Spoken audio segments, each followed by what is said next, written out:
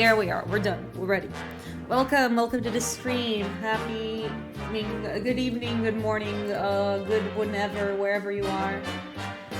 So nice seeing you guys again. I hope you guys had a nice Valentine's Day. And if you don't celebrate Valentine's Day, then I hope you had a decent day yesterday. It's always a blessing.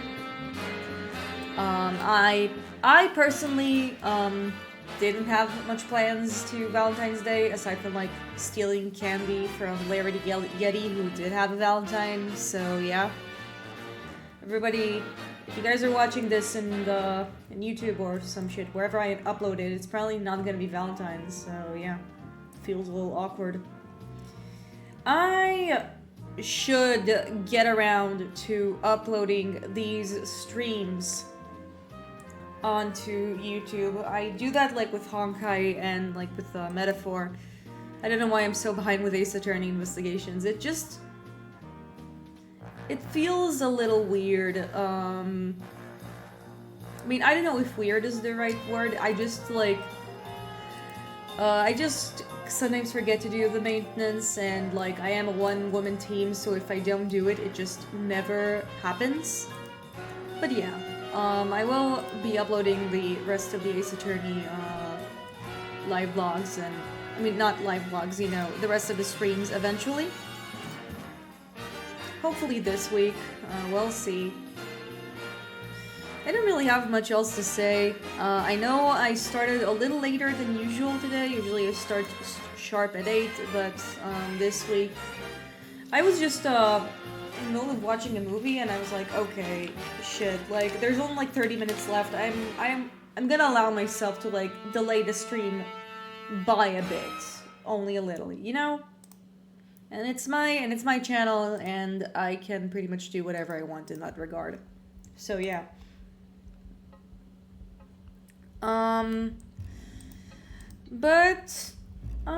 Yeah, I'm going to now open the game that we're gonna play, which is Ace Attorney, and from there we'll go on, you know?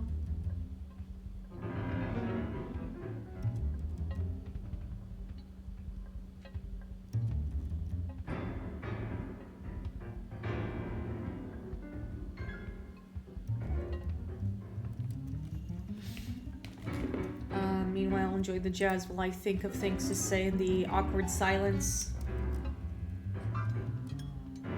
This theme has a lot of off-pitch piano for some weird reason. I'm gonna move it. Yeah.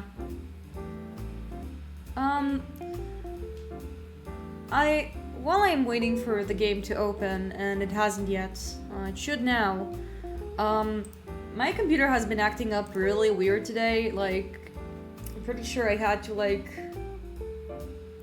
it just kind of froze, and I remember like having to close it, and then I had to open it again, and like there was a moment where like I tried like opening Task Manager, but like it just told me, are you sure you want to end the process that's going on? And I kept saying yes, and it just did not work. So that was really upsetting. I really hate it when technology glitches like that. I mean, it wasn't a glitch. I think that my computer was just overwhelmed, which is honestly a mood. And I see that Ace Attorney investigation is already being captured perfectly. Hopefully. You know, this is weird because my PC is quite powerful. It can run Metaphor Fantasia, which is apparently not something that every computer can do. But it seemed to be like struggling with some of the games I tend to run. Even like with Balatro, and Balatro is not a heavy game. It's mostly like sometimes the sounds are just are in big delay. I'd like any Balatro players, if you guys have that issue, then I just want to know if it's a thing that happens or if it's my issue, you know? I mean, if it's probably not that common of a bug, maybe it's just a computer problem, you know?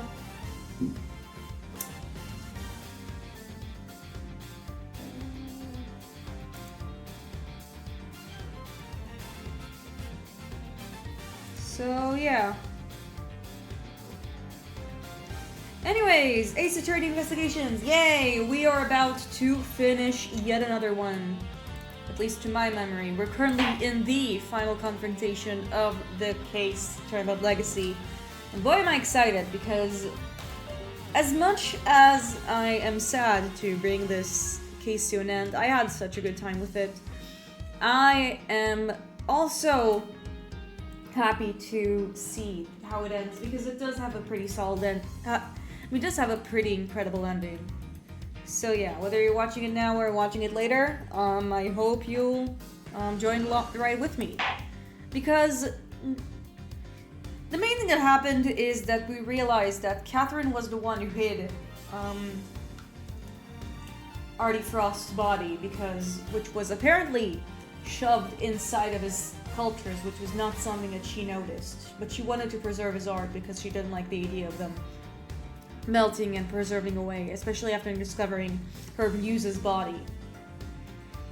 And then from there, it seems like she tried to pin the real culprit, who in this case is Carmelo Gusto, as all the signs and evidence does point out. But Gusto is not one to go down without a fight, and neither is the Verity Gavel, because she did not allow that in her courthouse. I think someone should draw Verity Gavel as a basketball player, because, you know, court, it's not just judicial court, it's also basketball court. I'm pretty sure someone already took care of that, and if they didn't, get onto it. We also did our second logic chess, and now we are going to talk with Carmelo Gusto about his entry for the final. Let's go. Frost and I were working together right up through the semifinal. I handled the flavor, he did the designing. But I wanted to face Tanjiro in the final on my own. No help, just me and my skills. So I helped Frost with his entry, but mine, I did alone. If I didn't chase good in the final, that's on me. What can I say? I lack training. The rigory in this specific cooking competition is just ridiculous. Just absolute rigory. Like, let's ignore the fact that, like, one of the... everyone was cheating. Aside from Tangaroa. And that's all there is to it. Happy now? Ugh, there don't seem to be any obvious contradictions in his testimony. Yep, not that I thought it'd be super easy to get anything real out of him.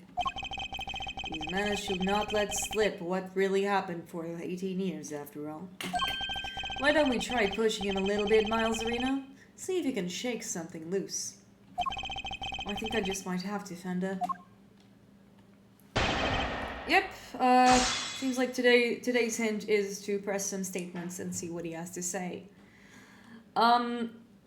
Gusto is definitely belonging to the category of Ace Attorney culprits that are mostly dormant in the grand scheme of things. He's not really a central character in the beginning of the case. I mean, he is, but like he's less prominent than others.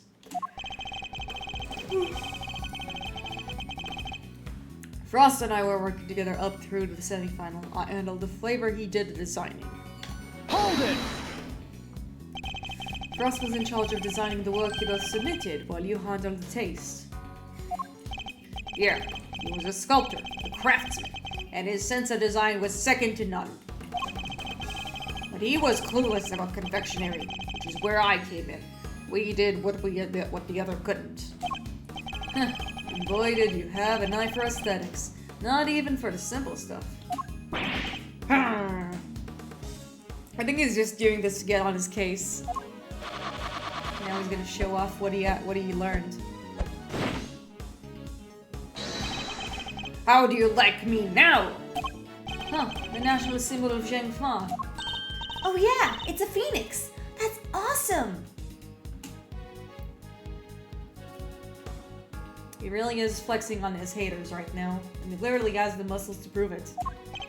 I'll say, pretty different from the stuff you were pumping out 18 years ago. Ha ha ha ha! Behold the fruits of my training! I've dedicated my whole life to my craft.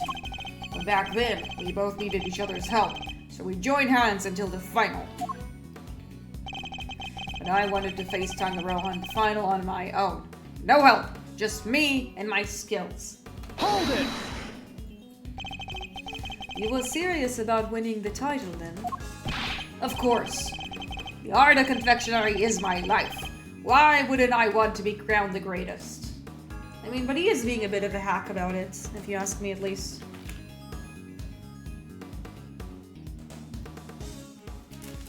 But I still have a lot to learn back then. This is still surprised my work wasn't up to scratch.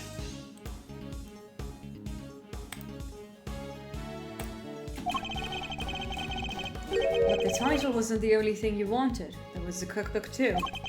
And you wanted the book even more than you wanted the title. Isn't that right, Mr. Gusto? Overruled. And there she is to, cover his butt. Mr. Edgeworth, you are badgering a witness who is still suffering the effects of today's attack. I cannot allow this harassment to continue. You know, back when I was playing the game a few years ago, I gave her this more lofty voice that sound like this. But like her overruled is a little deeper, so I am sticking to a different accent and also adding the French because of her name's localization.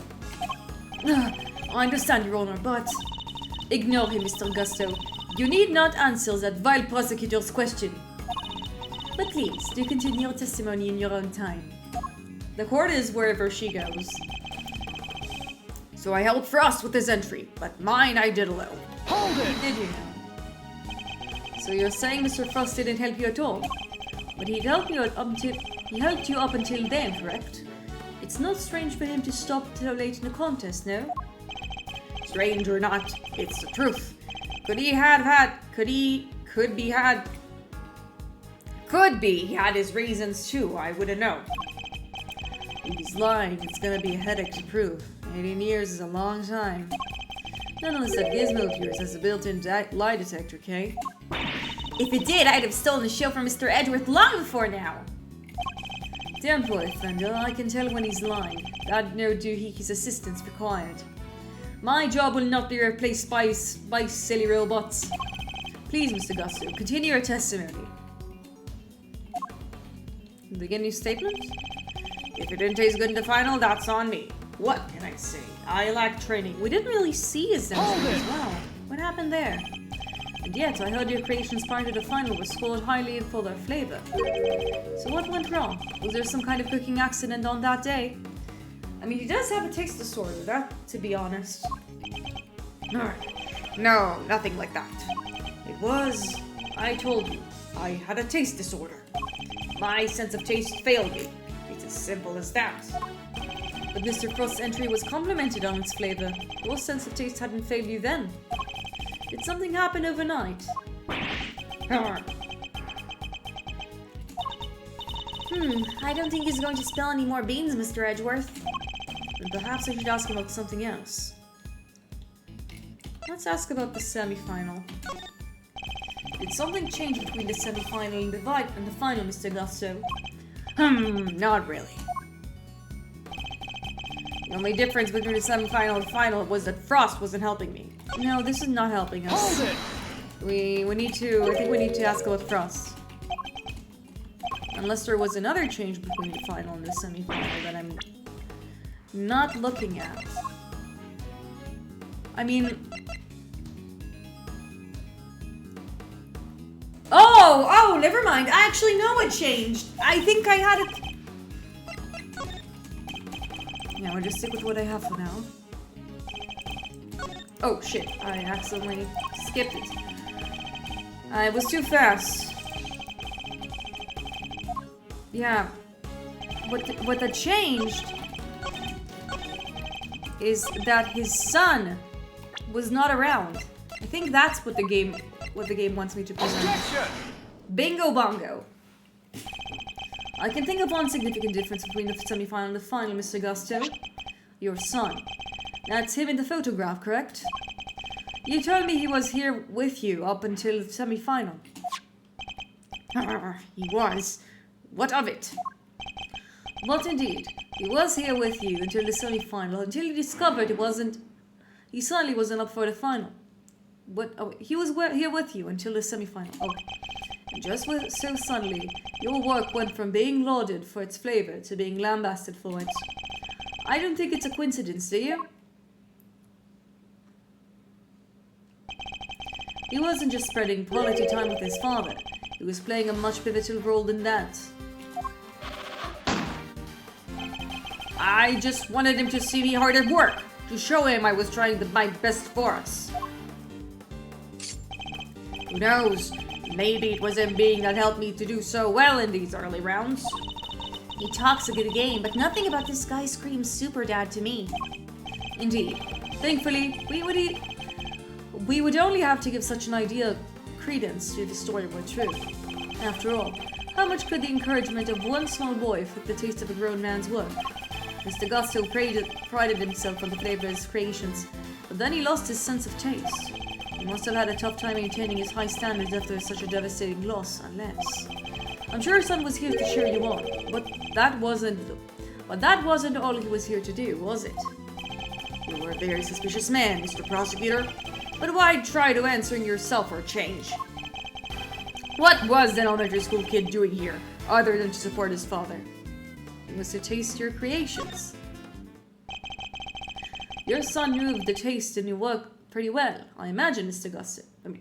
Your son knew the taste of your work pretty well, I imagine, Mr. Gusto. Yeah, this is better.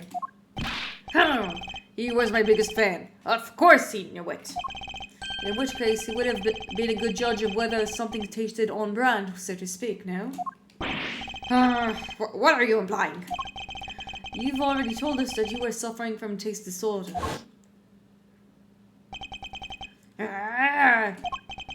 I'll admit it.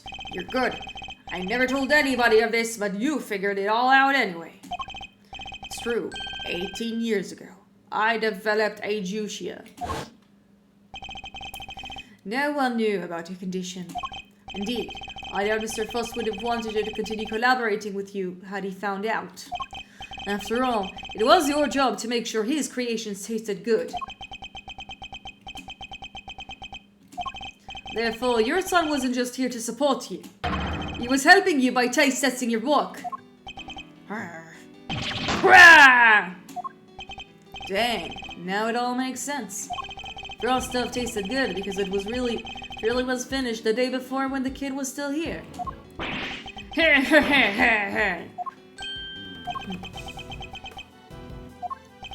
You are a vivid imagination, Mr. Prosecutor. But do you seriously think I trust a kid to tell me how to adjust the taste of my masterpiece? I mean, I'm not ruling it out, my guy. I have some pride, you know, even back then. Did you know? My designs may not have been much to write home about back then, but I always knew my work tasted better than anybody else. You think I'd risk everything by putting my reputation in the hands of a child? This is just a more speculation. That's all it is. In that case, I ask to speak with your son this instant. Let's see how much of your story he can corroborate. Sadly for you, my son is no longer my concern. Is he dead? What? As soon as I got my sense of taste back, I went straight to Zheng Fa to start my training. I cut off all ties with this kid for good. Why? Why? What? You abandoned your own child. And that ain't the half of it. No one knows where he is even now. It's so fucked up. Damn. The cops have looked all over for him, but no dice. So, still think you can prove your asinine theory? I'd like to see you try. Yeah. You think I care about anything besides confectionery? Think again. This game really is the Father of the Year gallery, to be fair. Like, to be for real. I got my sense of taste back. What need do I have for a son? Then why did you have the son in the first place? Silence in the courtroom. While Mr. Auguste's words and actions may demonstrate a certain lack of humanity on his part, the goddess of justice cannot judge him for that. Therefore, Mr. Edgeworth, I believe it's time for you to admit defeat. Yeah, give it up! 18 years is a long time for anything to surface now. Proof or otherwise. No. Mr. Edgeworth, we have to do something. If we don't, the truth might be lost forever. Where are you, Detective Gumshoe? Can't imagine whose blood it could possibly be, but I'll get it tested right away, sir. Please do, Detective. Please do, Detective. That's the last piece of the puzzle, I'm sure of it.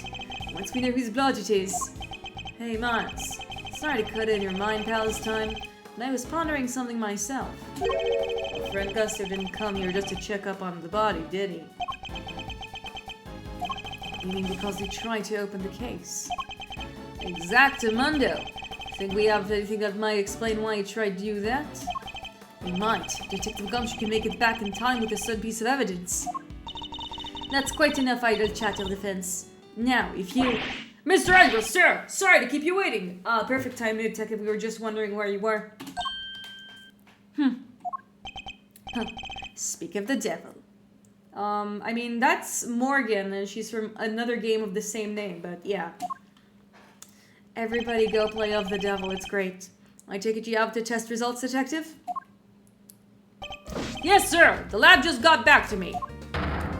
And meanwhile, Larry is just like being the courtroom artist. Detective, please. Court is in session. Now then, am I right to assume that you are bringing us the evidence Mr. Edgeworth was just speaking of? Hello, Mega Walker! Hey, Mega Walker! Hey, Stanek! Good seeing you. Her fit is great. It's so good to see you here. I hope you're having a nice day. We are currently finishing Ace Attorney Investigations, Prosecutor's Gambit's third case. We're at least in the end game, as far as I remember. We're currently confronting the final villain. Spoilers, not spoilers. It's good seeing you, and thank you for hanging around. If you haven't followed me yet, feel free to do so. Because I didn't add this yet, and I should, but we are thank you so much, Stanek. You're being great help. Like before, I wanted to do this, but I forgot, and now we're gonna do that. Because we have a follower goal.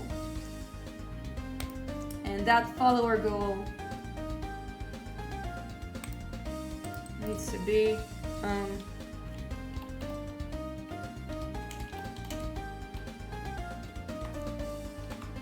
I've been going through the OG trilogy, so I'm very new to the series. And what case are you on?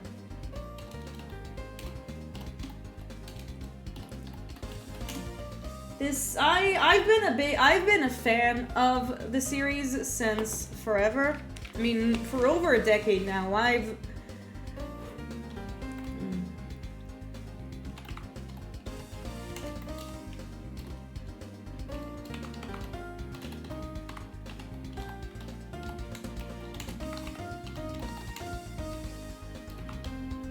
Currently, last case of the first game. Okay, this case specifically is based on some minor spoilers for the last case of the first game. So I at least hope you don't know what happened. And if not, then I'll just, not elaborate that much. I also need to, yeah, I ended the goal. Need to do another one.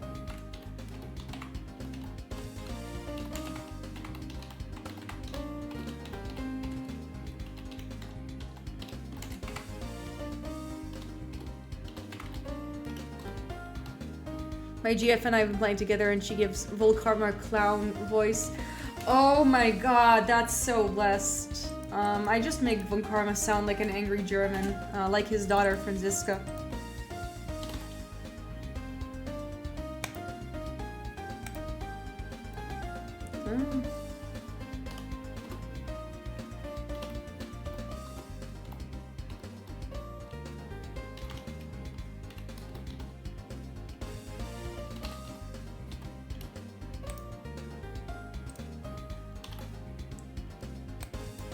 Okay, so I don't see what's wrong with this. Seems like it didn't. I'm currently setting up. Yeah, no, but this I don't know why it's showing me in the angry. I keep not readjusting my toggles because I'm a forgetful clown like that. But yeah, when Karma is a delight of a rival.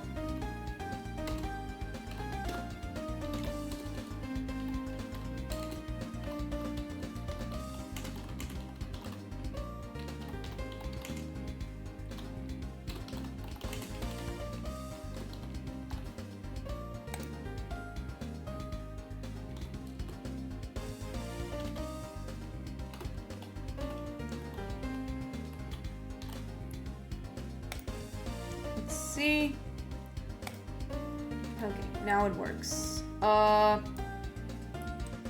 So my next goal is to basically reach 100 followers, and I thought, like, in the beginning I was like, oh, I'm gonna play League on stream, but like I was like, maybe we'll do something that'll make me suffer less, and we're just gonna be doing a Minecraft instead.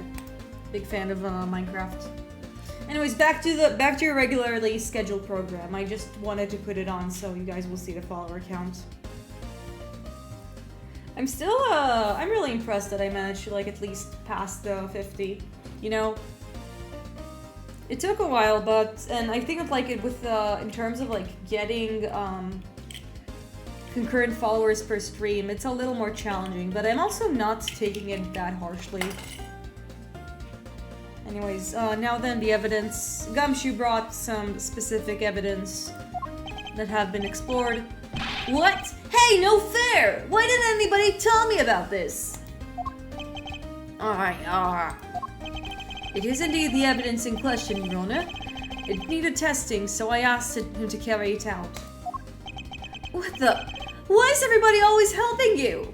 I'm supposed to be the one in charge here! Mr. Winner, I'm sorry I didn't involve you, but this is important. Can we at least hear what the detective has to say?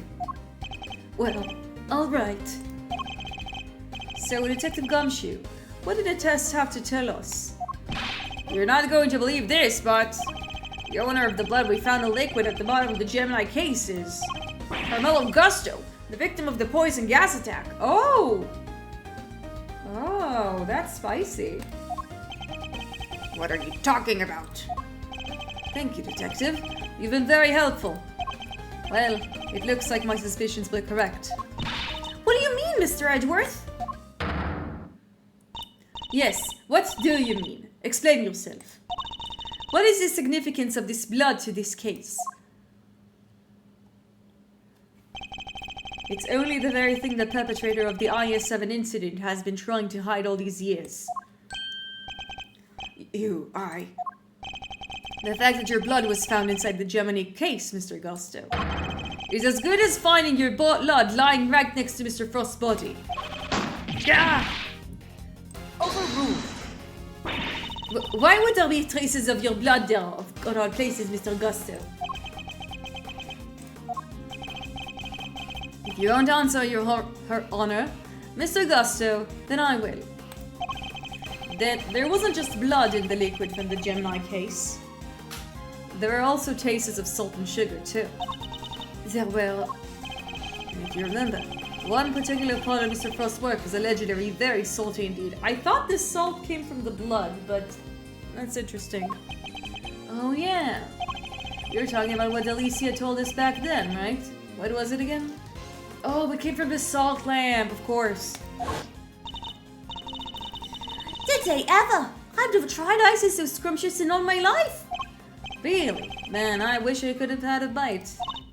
Well, scrumptious except for the salty bit, of course. That was unbearable.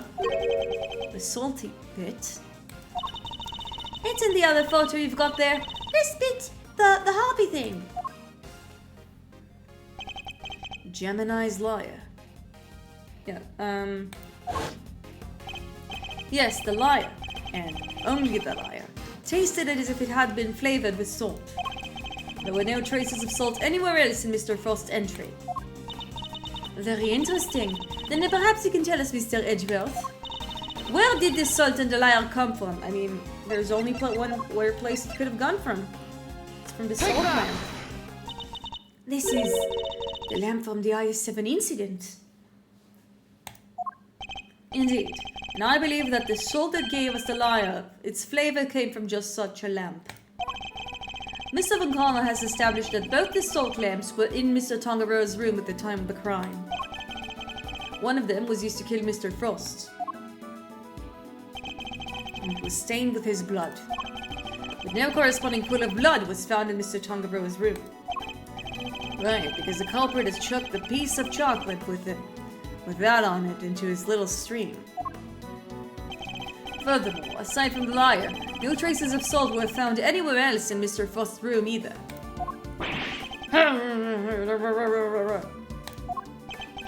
Hey, come to think of it, the lamps were found in Alicia's room were both broken.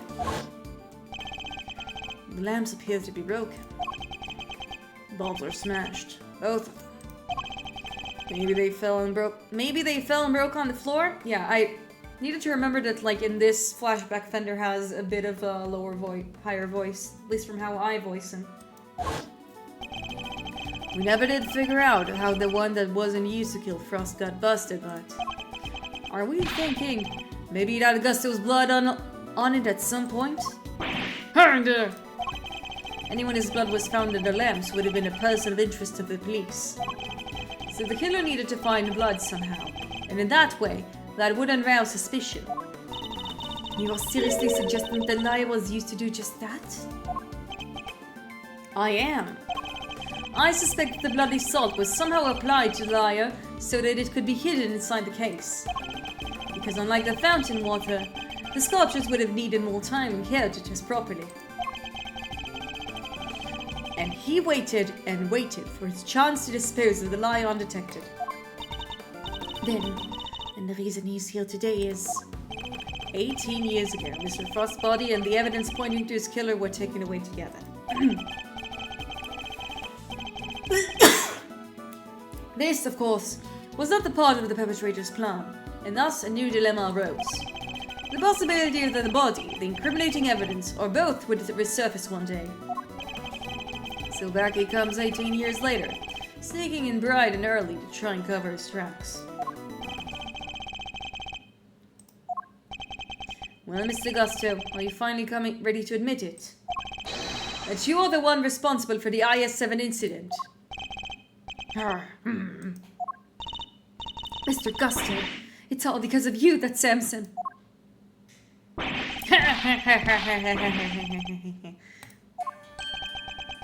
What is he gonna do now? Gusto. So I finally got caught, huh? All these years later? Nobody came close back then. Not even the big shot prosecutor. Or oh my god. The door. I was jump scared by the door. That's some impressive work, Mr. Prosecutor. I have to hand it to you. You admitted then that you murdered Artie Frost. Yeah.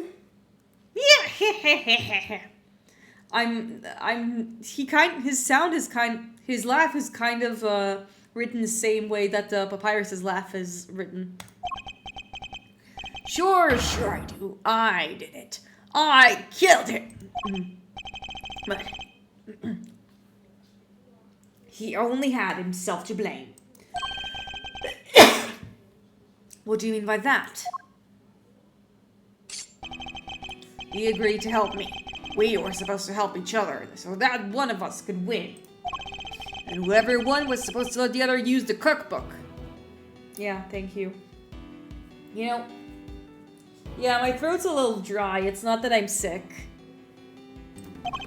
And on the day of the final, the rat finally showed his true colors. Okay, Doug Dimmadome. Yeah. Dimmadome.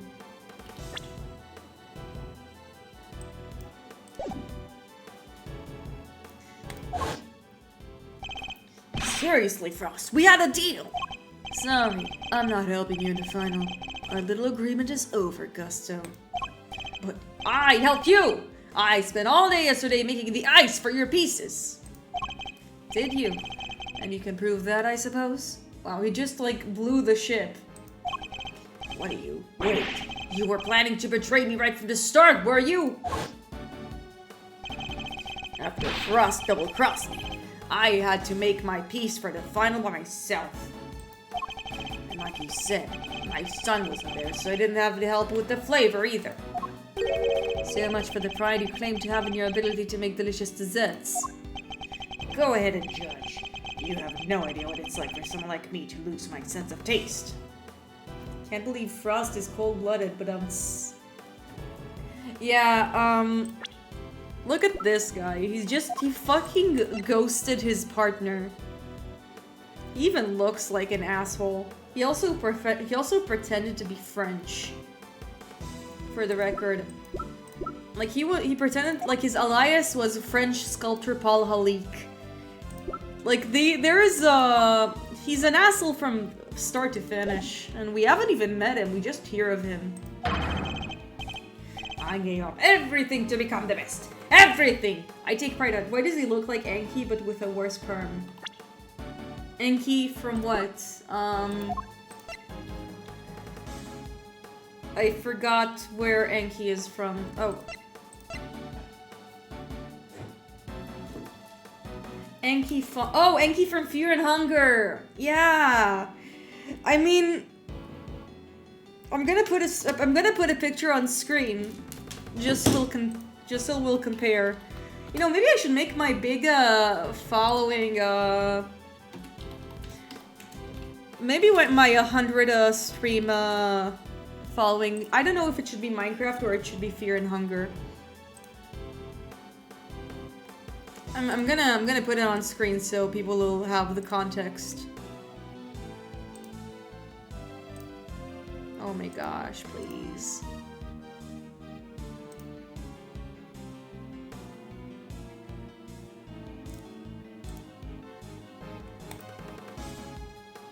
He looks... okay, he looks like Enki. If... it's not... it's less of the appearance 1-for-1, it's more the vibe. They're both the same guy. If you squint. Oh my god, there we go. Combine the two, make Dungeons of Fear and Hunger in Minecraft, maybe. I think, like, Fear and Hunger could be a good, it could be a good stream. I don't promise that I'm gonna be good at it, and I think that, like... and I have a feeling that, it's gonna be one of those games, which is, like, half the games that I play, where I'm just gonna be blind, like, wandering around blind to the very, to things that are right in front of, like, my face, which is how I play which is usually how I play survival horror, or, like, any game requiring visual navigation, to be honest.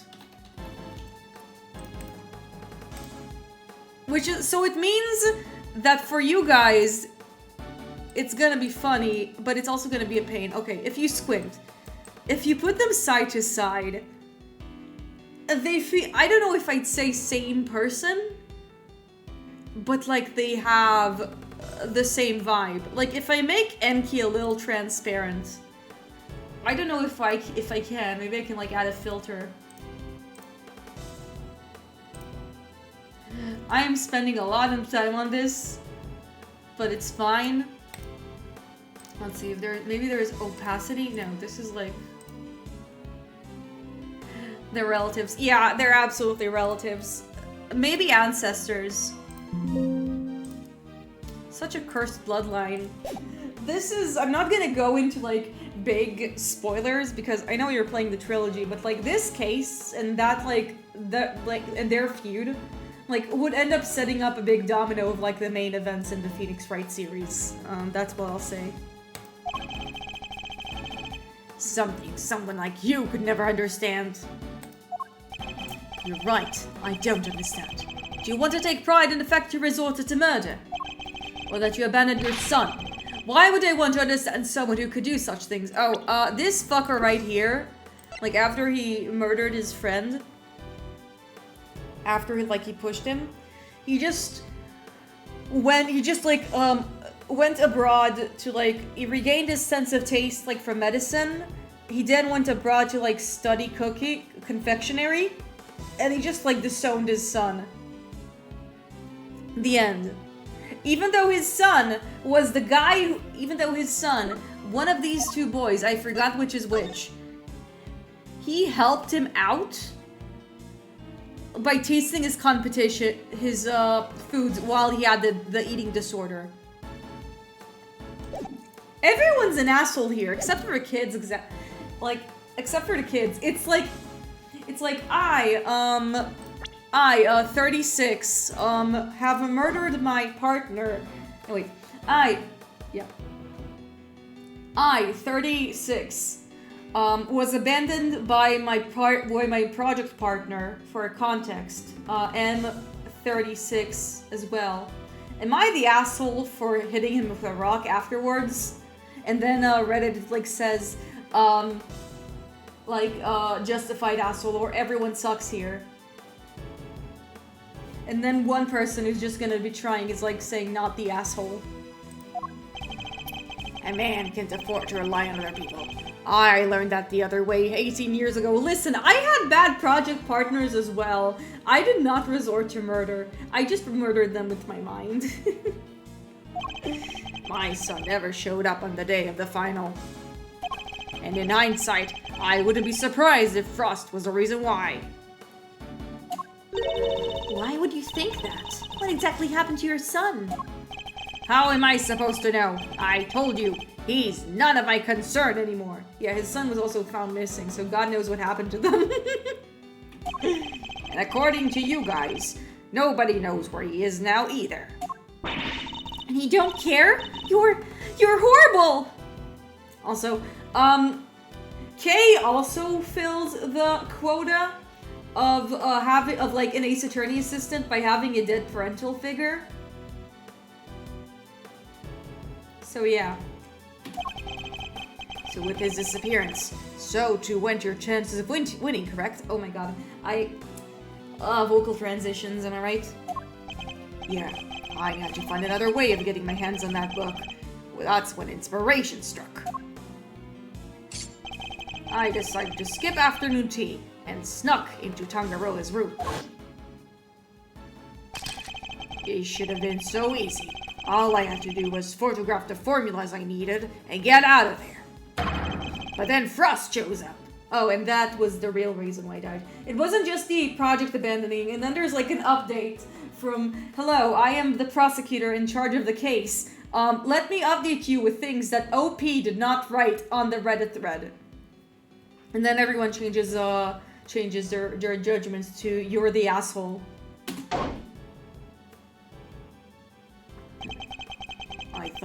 I thought I might find you here. You know, you can take the story, the backstory of the cooking competition and make it into a fake Reddit story. I want to see someone actually take the story from Ace Attorney and just try to stage it on r/am I the asshole. Getting some Umineko vibes from that. You know what game I should get into? Umineko.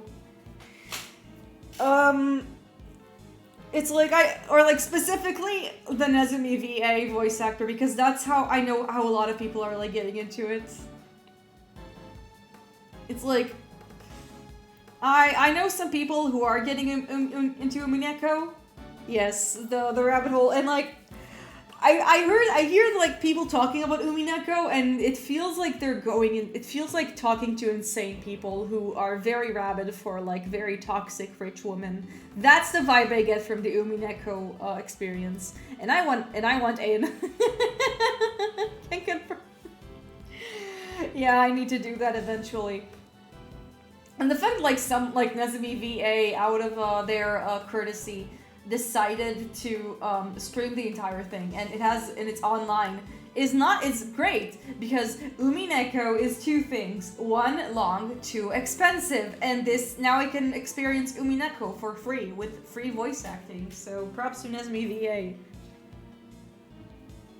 I'm glad that my assessment of the Umineko fandom was correct. Stealing recipes from the famous cookbook, hey? I went for being normalish and also shouting at Beatrice into the sun. I don't think I've ever met a single Umineko fan who did not shout for Beatrice for the sun. Into the sun. People are very normal about Beatrice. Normal with a huge asterisk. I mean, my favorite, like, visual novel, which unfortunately I've already read, so I don't know if I want to reread it, like, experience it for, like, you know, the stream, is, The House in Fata Morgana, which is excellent, and also less of a commitment than Umineko. But, like, Umineko is, like, pretty sure longer than the Bible. It's long, but it's like, it is one of the things on the bucket list. But yeah, House in Fata Morgana is like the visual novel that that I also think a lot of people can get into. I don't think it's not the same as Umineko, but yeah, I should probably check it in. And stealing recipes from the famous books book, huh? Tut tut tut. Frost! It's Beefy Boy. I just finished the questions arc. Yeah. What's this? A cure for taste disorders. Oh no, that's just too tragic. Look at this fucker. A confectioner who can't taste anything. What will people say? If you tell anybody, I'll... Ugh. You'll what? You can't even hit me, you miserable worm. Wow! Oh my god, they're fighting! What the fuck? Why, you... Frost shoved me so hard I went to punch him. Knocked me clean off my feet. I crashed into one of the lamps. Must have been when my blood got on it. So Mr. Frost wasn't the first to get hurt. When it was all over, I realized I had to get rid of that blood somehow. So I scraped off all the bloody bits. I used all those salt shavings into flavor ice mixture and blushed them all over the harp. Oh my god, so he sabotaged him? Crazy. And that's how you made the evidence linking you to the murder vanish. Not linking. Wow. I can't read. Frost was going to blackmail me. He would have made me give him the money to keep quiet about my condition. So he decided you had to kill him. Yeah, I guess I did. Why would I let him live? Would you want someone holding something like that over your head? Besides, he's the one who first drew blood. Makes a false case for self-defense, don't you think?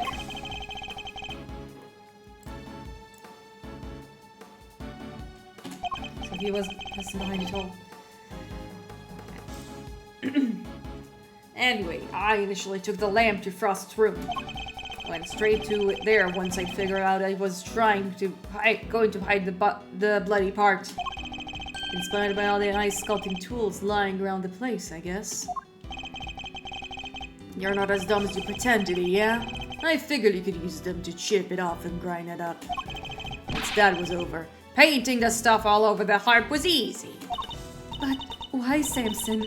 Why did you have to frame him? Hold it. Samson literally did nothing wrong. I never meant for the cops to pin it on him. It was your fault. You and the rest of them. Oh my god.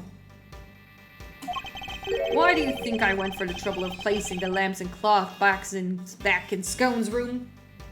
Oh, so he wanted to pin her instead! Crazy! What? There's only one reason to plant the murder weapon in the rooms of another contestant. That's to cast suspicion on that person. What? You tried to frame me, Crusty Pants? Yeah. What? Why? Why poor old me? I'm just the owner of a pharmaceutical company. I respected Tangaroa. He was the best. A true champion. I would never have wanted him to take the fall. But you're a fraud. Your work wasn't even real. You had no respect for our craft at all. You deserve to be punished for what you did. Man, this case is so petty. It's so, like, it's sad. It's a very sad case. Like, I'm giving, Oh, Gusty, how could you?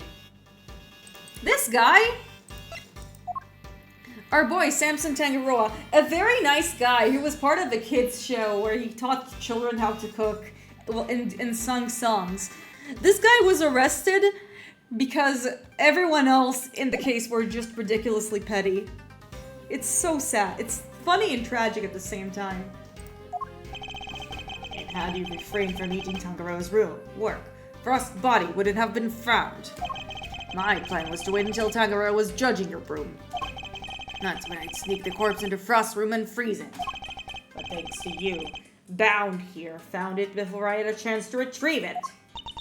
I don't understand.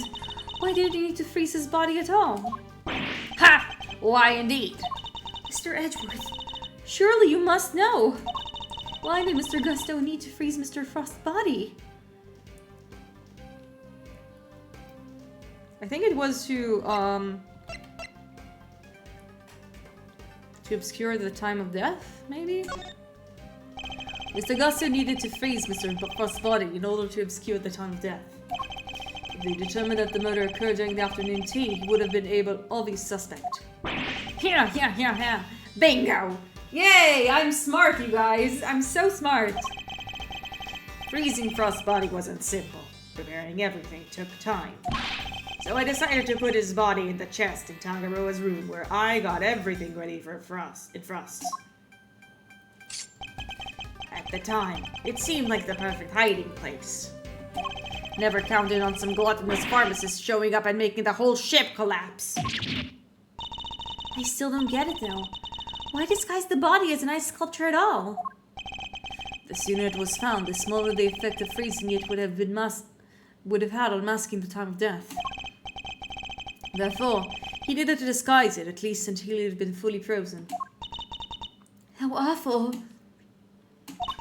Using Mr. Frost's own work to help you cover up the truth behind his murder.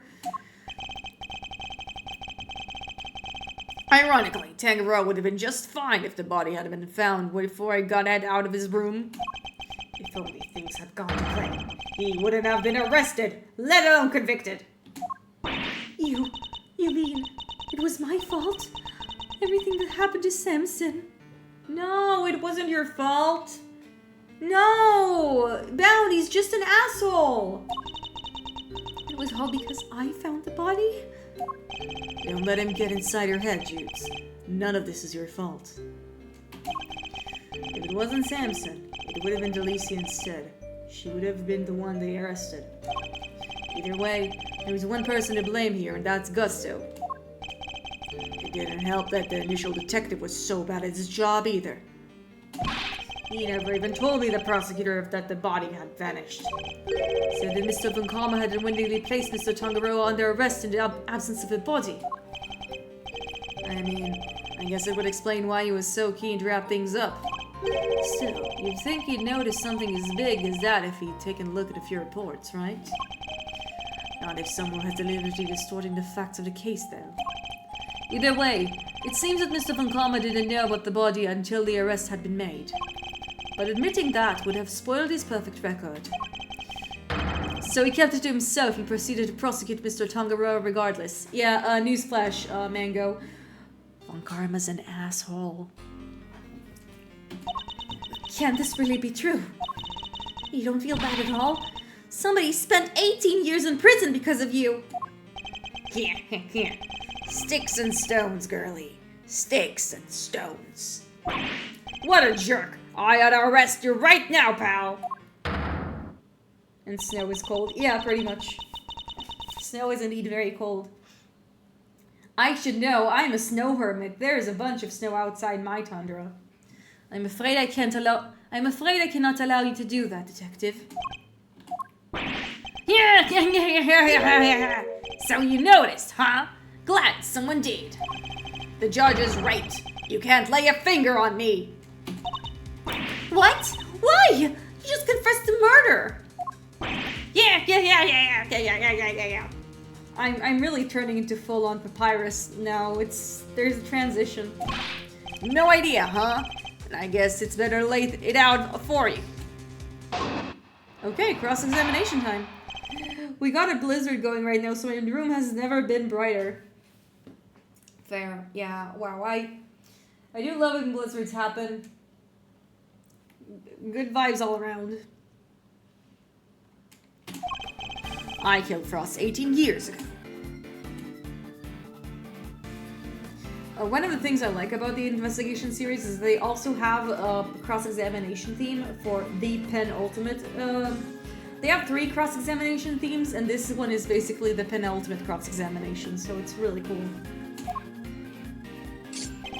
The statute of limitation for murder in this country is 15 years. You do the math. You can't arrest me. You think I'd have confessed otherwise? That's right. The statute of limitations is only 15 years.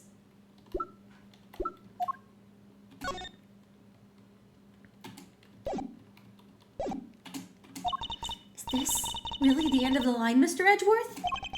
No. Once the statute has a spot, the statute is a spot. Once the statute has expired, he can't be charged, so... But... How unfortunate, Mr. Edgeworth. I'm afraid both Mr. Guster's confession and your deductions will have to be struck from the record. Best thing about this character is that, like, the courtroom goes wherever she goes because she's a judge. Is that how it works? No, but it's funny. And...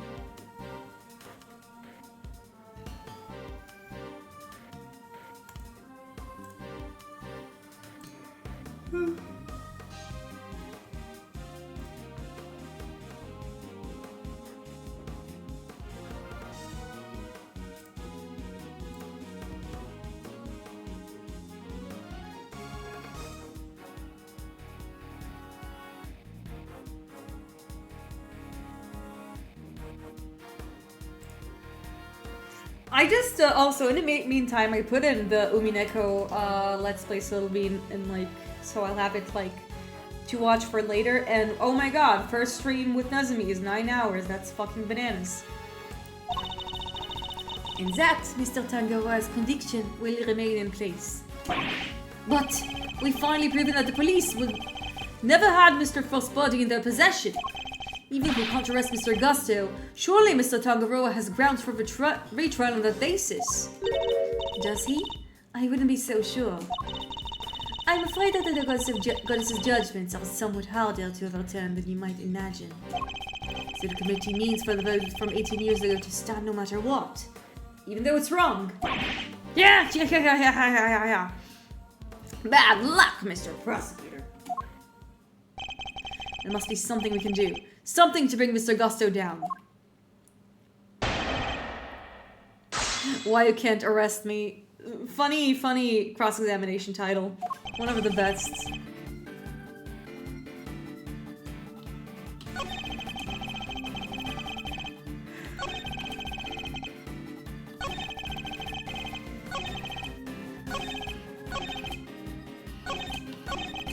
Hold it!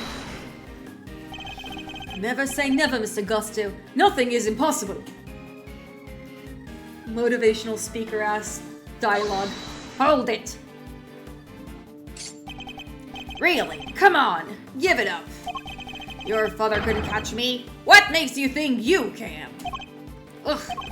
We would have solved the whole case if it hadn't been for Mr. Von Karma obstructing him at every turn. Now the statute of limitations is threatening to deter the truth from this case forever. Don't listen to him, Mr. Edgeworth. You can't give up. Not now. We're doing this for your dad, so we have to see it through to the end. Okay. The truth is right there for taking. What kind of great thieves are we if we don't grab it for ourselves? Also, Kay is a great... Kay is a great thief. Like, basically, Phantom thief information broker. I'm not a great thief, Kay, but you're right. Carmel Augusta, I won't allow you to make off with the truth. Yeah. Do your worst. You think I'd have confessed otherwise? Hold it! Let's see if I press this statement we get something. Passage of time doesn't diminish what you did, Mr. Gusto. It sure diminishes one thing, though. Your ability to arrest me. We can arrest you. We can arrest you real good. I could have you in cuffs before you even blink, pal. Right, Mr. Edgeworth. This issue isn't as open as shut as you're making it out to be, Detective. Yeah, you can't touch me. It's too late for that. Wow, this is just annoying. A lot of the statements, just pressing them is just neener. You suck. Hold it! Depending on your actions over the last 18 years, the statute may not have expired yet. This ought to be good. Alright, I got nothing to hide.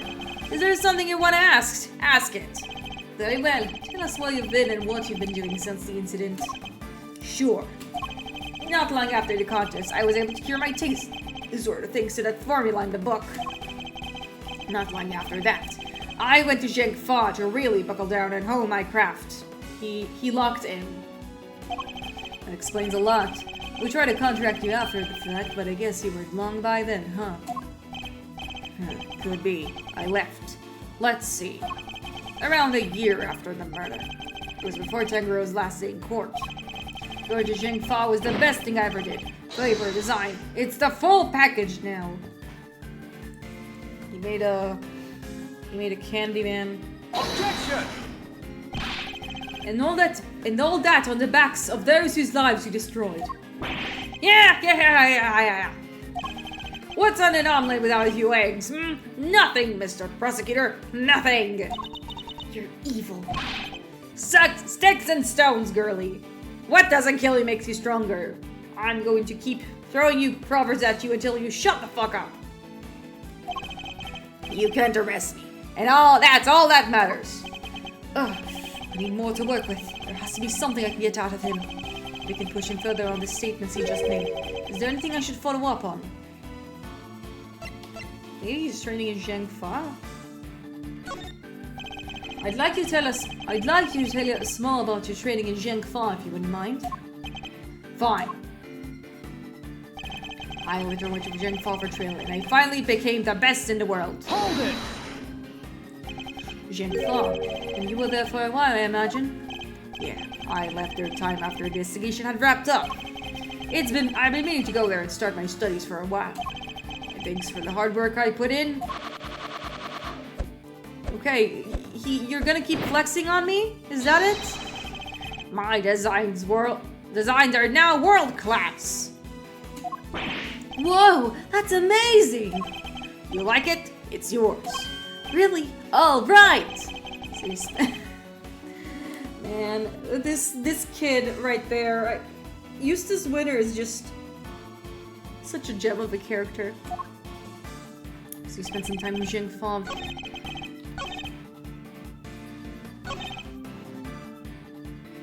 Wait,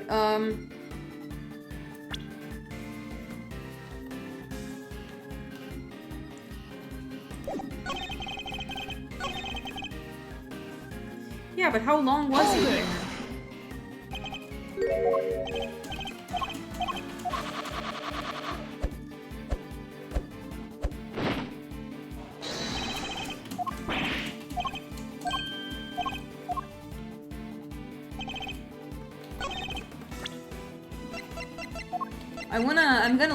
I know that there is a loophole here.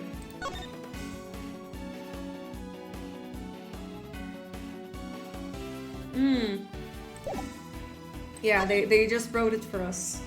The statute is suspended should the suspect flee to a foreign country. The statute is suspended from the time any complex indictment. Ooh, there we go. I think this is the one. There we go. Listen, I played this game like a few years ago. I remember that plot twist. The statute of limitations for murder and a suspect is subject to the following condition. The statute is suspended should the suspect flee to a foreign country, which means the time you spend abroad doesn't come towards the total time under the statute. No way! So it's like someone hit pause while he was in Zhengfa? It appears that there may be time left on the clock yet, but that will depend on how long you stayed in Zhengfa, Mr. Gusto. What? 3 years exactly. 3 years? Hold on. Nobody say anything until I've done the math. Oh, I love these characters so much. And the official localization did such a good job with the with the voice acting, with the dialogue. The murder happened 18 years back. The statute is 15 years, and 3 overseas.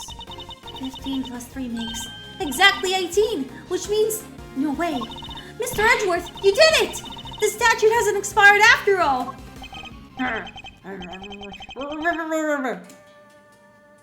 No, we haven't got him yet. Bingo! 18 years exactly. Glad you worked it out yourselves. He's just been stinging us along for this whole time. Why is he laughing? Good, haven't we? We can't arrest him now. I hate to break it to you, little sis, but IS-7 went down the end of December. It's April now, which means, strictly speaking, it's been 18 years and 4 months since Frost's murder. If Gusto's stay in Zhengfa really lasted 3 years on the nose, it's not enough. We're a few months short. Not enough, but... What did I tell you? You can't touch me! Evil laugh ensuing. I'm not doing that one again because it's a bit of a pain to do. I hate to admit it, but he read the board well when he made his confession. How unfortunate, Mr. Edgeworth. If only the statute had been suspended for another year. Those who would overturn the goddess's judgment must be willing to pay the price they should they fail. And you, Mr. Edgeworth, have failed. No! There must be something I can do. I knew it. Well, if the law can't bring Mr. Gusto to justice, then... Jews, what are you thinking? I'm going to kill this man. Eddie. Objection! No, you're not doing that. There's no need to go out of your rap sheet just yet. We're not done here. Far from it. Because there's still a way we can nail him. There is? Alright, Malzarino, pep talk. I need you to think back about everything we know about this case. Gusto's overlooked one critical thing that you yourself were led to believe wrongly about. Which is, he wasn't there for Samson's last round, remember? Oh! Did I get it? I think I know where he's going. But yes, I can tell. He doesn't seem to know what the final verdict that came down from that day is. Oh, it's the verdict! Oh shit! Which means there's still one way left to us. Crack open your statues for dummies and then take another look. This is a flip the receipt moment where it's like, read the evidence again.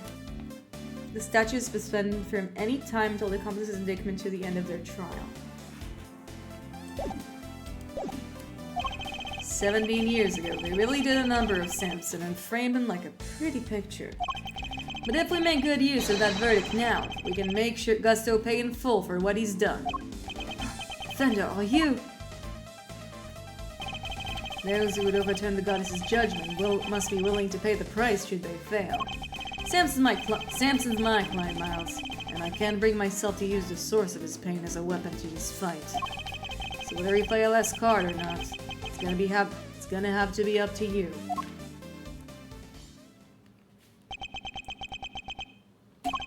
Bringing Mr. Gusto to justice can only happen if I use the outcome of that hard-fought trial. So, should I raise an objection and play that card for now? Yeah, obviously! We don't have anything better to do. My father and Mr. Bunkoma, one sought to reveal the truth, the other to hide it. I know which path I choose to follow, the one that seeks to reveal the truth. The court has reached its final verdict. The record will state that Mr. Gusto has been found not guilty of all counts. Objection! No, Your Honor. Mr. Carmelo Gusto is absolutely guilty. And I refuse to let him walk away. Because when he walks away, he doesn't hear me say, "Please, oh baby, simple and clean is the way that you make me feel tonight, and it's hard to let it go." His crimes are too unspeakable to go unpunished. That's what he meant to say. Man. Do you mean to suggest that you have grounds upon which to call his arrest? I do. Now to show Mr. Judge Gavel something that proves the statute of limitations hasn't completely expired. Take that! Very well. Is there a particular page in the IS-7 file you would like to refer to? I think it's the case overview. Pretty sure though.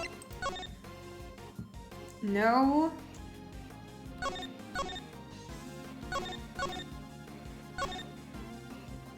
Yeah, it's the suspect data. I'd like to direct your attention to the page concerning the suspect. As you can see, Samson Tangaroa was convicted as an accomplice, and it took around 1 year from his indictment to that verdict to be reached.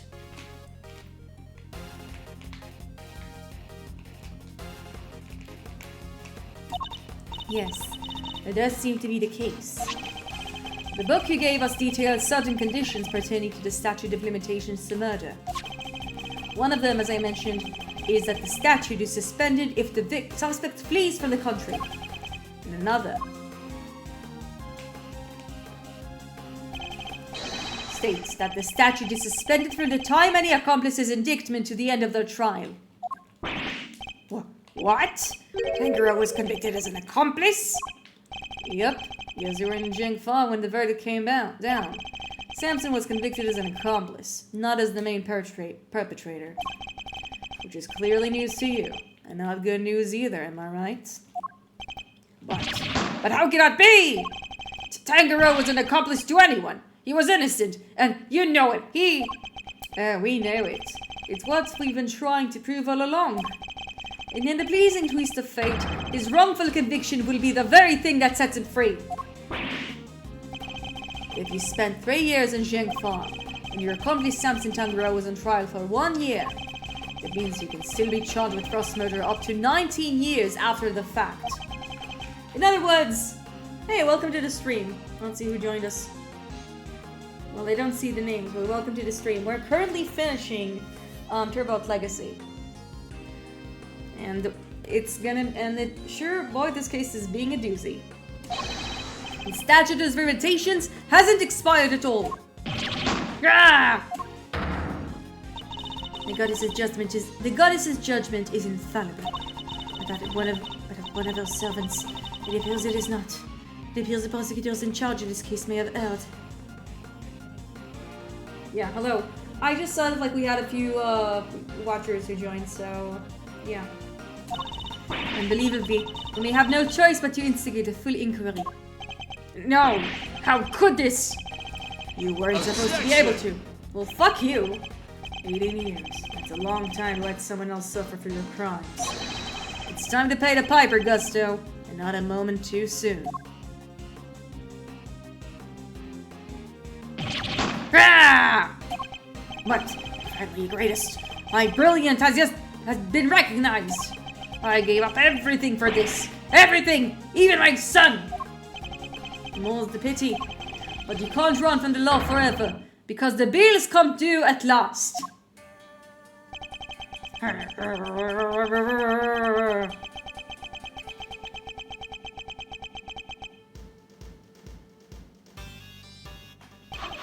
Hurry.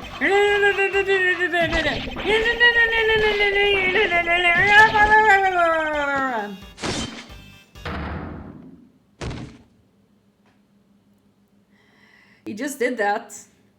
Crazy. Mr. Gusto's all set to his trip downtown, sir.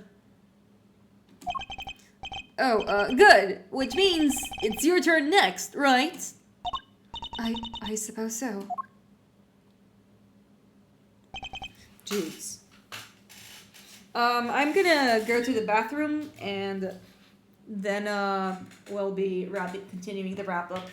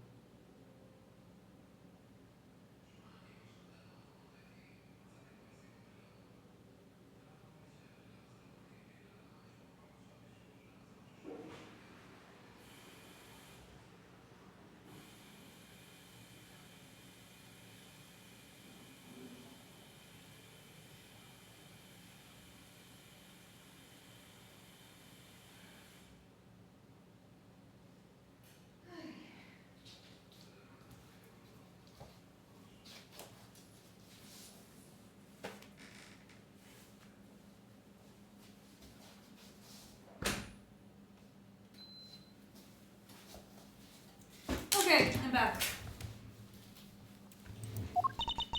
I'm so sorry, everybody. I've caused you all so much trouble.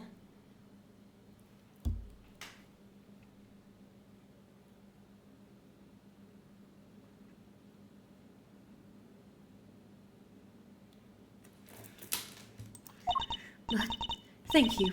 Thank you so much for bringing Mr. Gustav to justice at last. I'm afraid there's no escaping the consequences of your actions, Miss Bound. But those actions were born of the legal mistakes that were made during all those years ago. We all know that. So allow me to apologize in return, on behalf of the prosecution. Oh no, I have no one to blame but myself for it all. Starting with those sculptures. Hey Judes, you think maybe you might want me to represent you? I'm not some nervous newbie anymore. And there's no way I'm letting you take the rap for everything. No! I'm honored.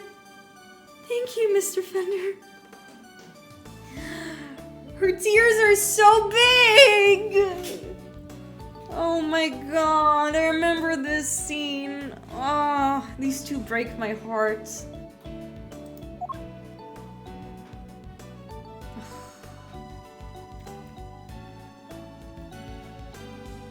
Man, I love this case so much. This game just gives me the fuzzies in a way that's... I mean, this case in particular, it just gives me the fuzzies. Yeah, sorry, ma'am. Of course.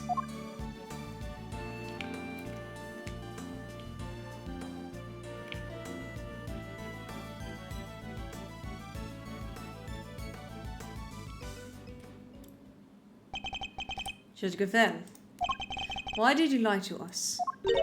Lie? What are you talking about? You implied that there was no case for a retrial, but as we've proven, this wasn't true.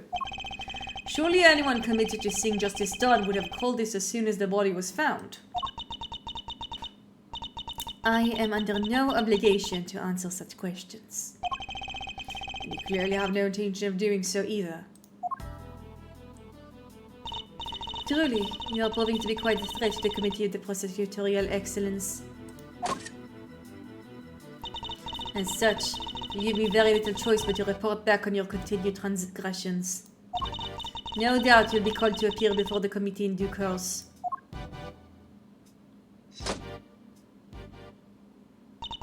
Now, I must be on my way.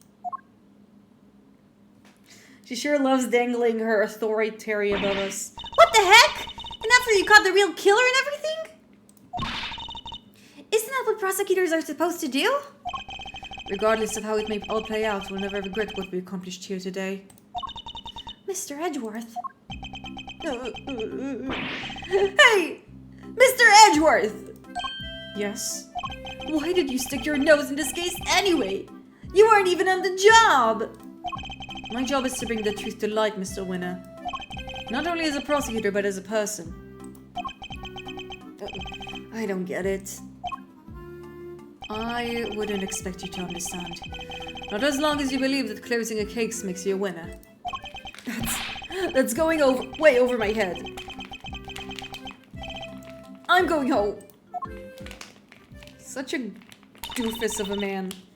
What was that all about? Lisa still has a lot to learn, that is all. Milesy Wilesy! Yes? I just wanted to say old Greggy Pegleg would have been proud of you today. Oh, look at me tearing up. That and thanks for helping our poor Sammy people. Of course. Hey, Edgy! Looks like you cleared everything up, huh? So, what happened exactly? I was kind of busy sketching. Yeah, he was like literally just doodling while the court proceedings was going on. Oh my god. It's so stupid. Wait, where did Judy and Verity go? Wow, you really weren't paying attention, were you? Now I am loath to admit it, Larry's sketches did come through for us on more than one occasion. Not that I'm about to tell him that. I'm a top-class tsundere. It's not like you helped us or anything, idiot. Quit with the glaring, will ya? Whatever I did, I'm sorry! Calm down, Larry. I wasn't glaring at you. You totally were. You're just like your pop. He was a terrible liar too. He was. Listen, I'm gonna head out. I need to feel Samson and what went down today. You wanna come with? Yes, of course. Great! Then I'm coming too! And so we are wrapping up the case.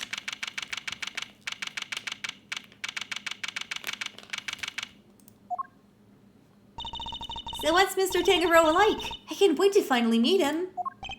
Oh, he's a real sweetheart. You'll love him. Even while locked up, he can't help but make all sorts of cookies and cakes for everyone. That's why 3 p.m. cake extravaganza is a thing for prisoners and guards alike. Really? That sounds awesome! You think I'll lay any left for us to try? Maybe we find a few slices of chocolate cake in the prison the other day. That was him! Oh my god! I really like how this case ties everything together. Like, the chocolate cakes were a red herring, but they were still connected in the universe, and that's so sweet. Could they have been some of Mr. Tangaroa's baked goods? There he is. Gummy! What are you doing here? I heard you were all coming to see Mr. Tangaroa, so I volunteered to escort him. I also want to be part of the scene. Hello, my friends. I'm Samson Tangaroa. Man, he looks so happy. He also has his little robe again. Prosecutor Miles Edgeworth at your service. And I'm Mr. Edgeworth's trusty sidekick, Jay Faraday. It's very nice to meet you both. Miles here is Gregory's son. Is that so?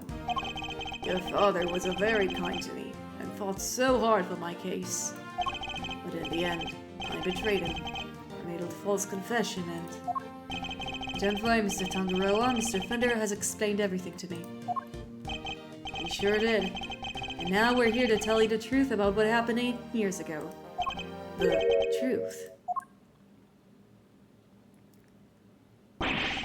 Judy did all that. For me? Crazy kid racked her brain for 18 years until she'd finally figure it out to set you free. What can I say? Turns out she really would do anything for you. Oh, Judy. I never did anything to deserve such devotion. I mean, you adopted her from the You adopted her from the street. Come now, Mr. Tangaroa. I think we all know that's not true. The bond between you two was held strong for all these years, after all. You think so? I guess I'd better show him. Which piece of evidence is proof of the bond between Mr. Tangaroa and Miss Boundshare? Pretty sure it's just the chocolates. Take that! Those chocolates. Judy made them, didn't she? Yes, she did. They're super delicious and sweet! Miss Bound continued making them just as you taught her, even after that fateful day. So that they were always would be waiting for you when you finally came home. Judy. No, everyone's crying! I bet they're super sweet then, aren't they?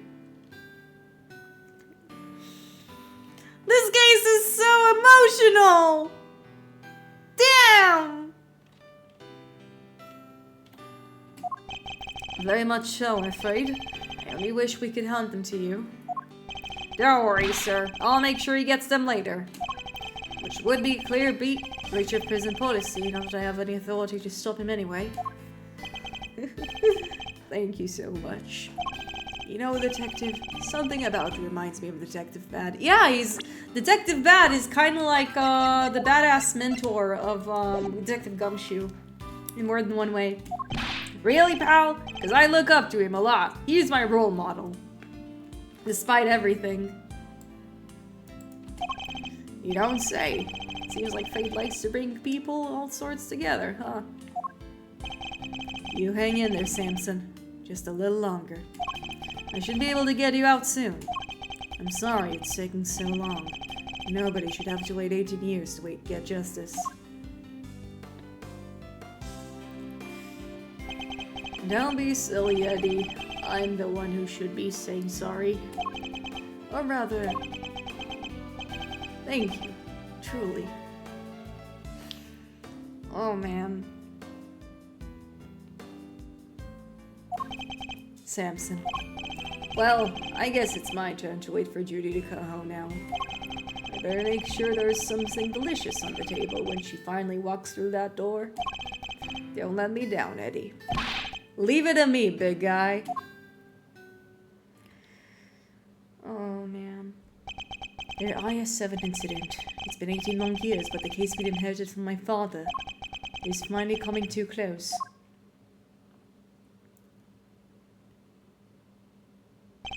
Hey, Miles. Thanks for today. And sorry for forcing you to make the final call like that. Not at all. I simply made the call that felt right to me. Huh? What are you guys talking about?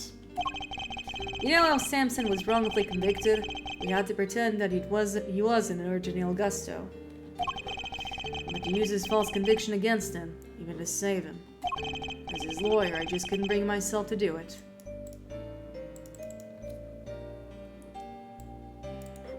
I love...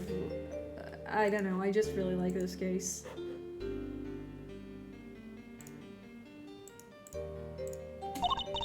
Yeah, I can see that. But now that Gusto's behind bars, I can finally start to get that wrongful conviction overturned. Yes, and I'm sure you will. Wait a minute. Does this mean that even if you were only doing what's right, if the false conviction has been overturned before today, Mr. Gusto would have gotten away scot-free? Yep. It's what we folks in the trade like to call legal contradiction. The law is far from perfect. Because of things like legal contradictions, right? Yeah, but you never know. Things might change. The law's always evolving, just like us humans. Your Uncle Eddie and Miles Arena included, am I right? The potential for growth and change. To people in the law, huh? So, Miles, are you going to keep fighting crime as a prosecutor, or help people as an attorney? Something tells me you've got a big decision ahead of you. One only you can answer. I know. Well, let's just say I won't complain if you show up at the office one day. And on that note, it's time for me to skedaddle. I owe you big time, and I always repay my debts, but for now... Thanks again for today. I mean it.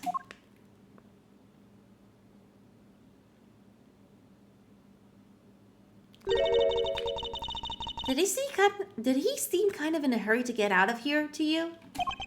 He did. And honestly speaking, I'm the one who owes him a debt of gratitude. After all, he gave me the chance to reckon with my father's final case. When I was a boy, all I ever dreamed of was becoming an attorney like my father. But then, during my time with Mr. Munkama, I learned the way of the prosecutor instead. Eventually, with the help of some good friends, I found my own voice and a new way to live. But now, my career as a prosecutor is at risk of being taken away from me. It may be time to take another long, hard look at how I want to live my life, whether I like it or not.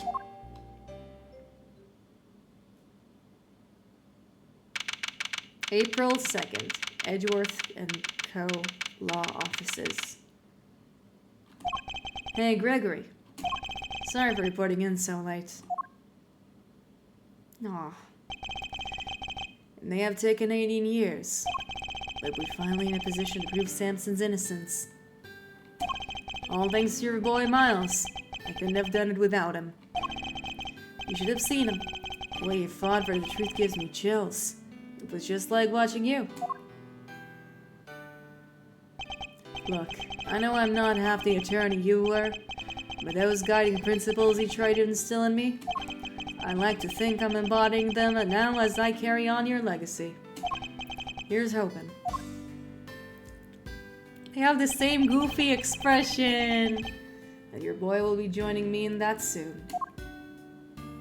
Oh man, I love Edgeworth. He's such a doof. Am I going to fight crime as a prosecutor or help people as an attorney? What is the right answer? Which path should I choose?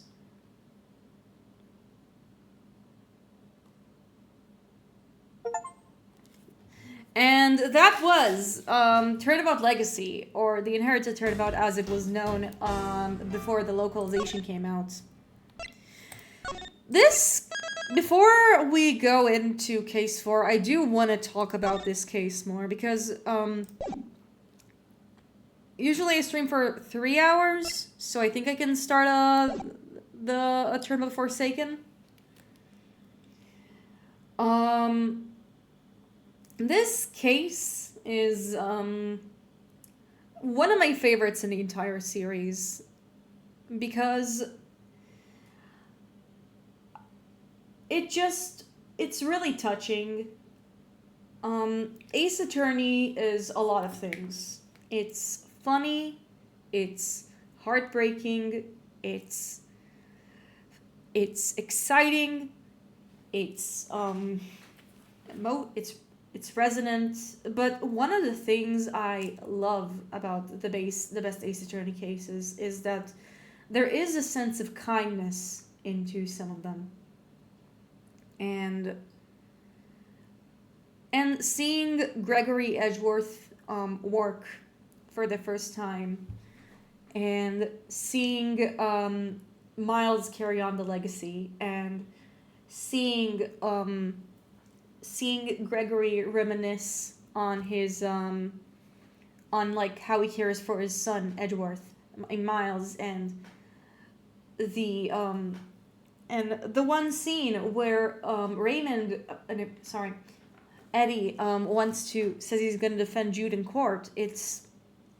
And the other sprite where like you see Samson crying tears of joy after all the time he left, and the kindness in this case is just very heartwarming, especially considering like the contrasting the very big tragedy that happened just because Edgeworth like went and solved the truth. It doesn't mean that like they had to like endure a lot of pains towards it.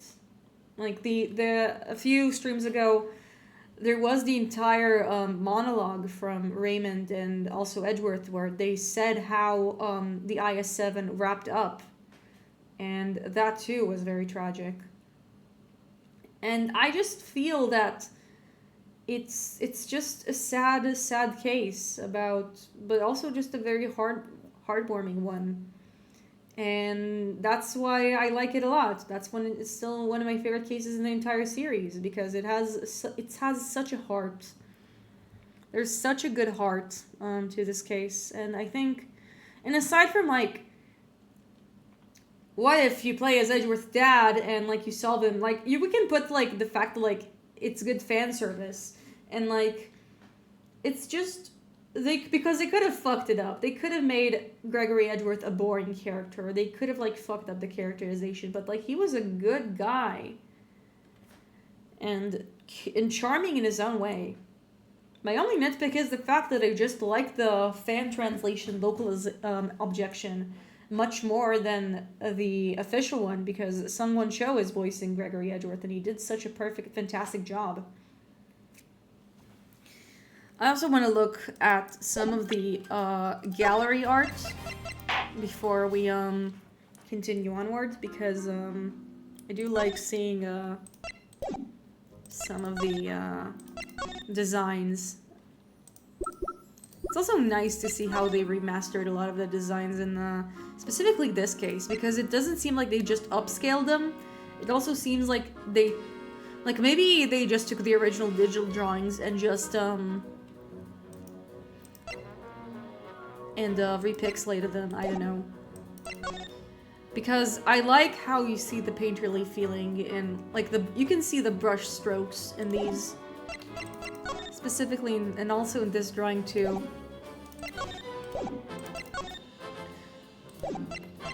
Like, this is probably my favorite, like, these are some of my favorite illustrations that Iwamoto did for the Ace Attorney series, if that's indeed what he did. You know?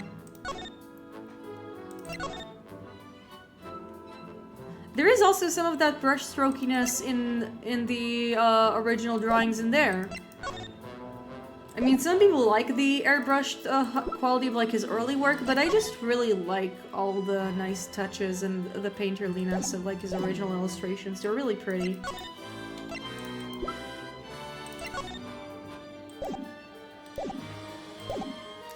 And now in the character compendium, you just see some of the sprites. I'm just mostly doing that to mark, to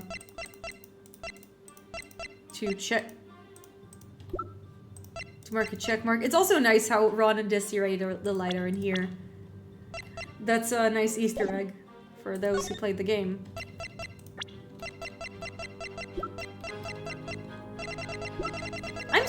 Guys, I'm just so happy that this game is localized properly. I never thought it would happen, but it did. And that's awesome. Okay. Now we're gonna look at some of the character designs and then we'll begin case 4. Pretty sure that. And also I'm gonna try not to look at all the spoileronies, you know? Because, there is some spoilers in this drawing in that we're getting close to, so I'm just not going to. I hope you guys didn't see any of the smaller drawings. Here we have Tangaroa with some of like the sketches that he did. Also, like, I see that he made walking animations. For some reason, Gumshoe is in here. Man, does Iwamoto love drawing his buff men. Like, that's one thing I really learned. Also, I'm also just such a big fan of like seeing his pencil drawings in such high quality.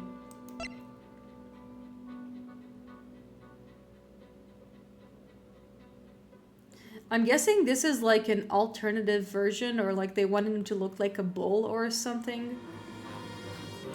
Weird concept. And here we have a drawing of Eddie and Jude. Just really fun art. A lot of sketches of like the character designs, and then you see there's also just a bunch of funny doodles that Iwamoto made of Gregory in the side, which makes it really nice.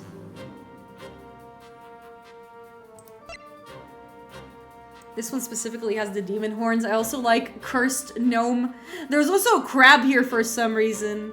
I don't know why, they just decided to keep the crab, and that's amazing. Also, Dwarf Carmelo Gusto cannot hurt you. He's not real, Dwarf Carmelo Gusto. He exists. I also see they try to make him like some Ronin or samurai, especially with how he draws the things. I also like these illustrations, they're so cool.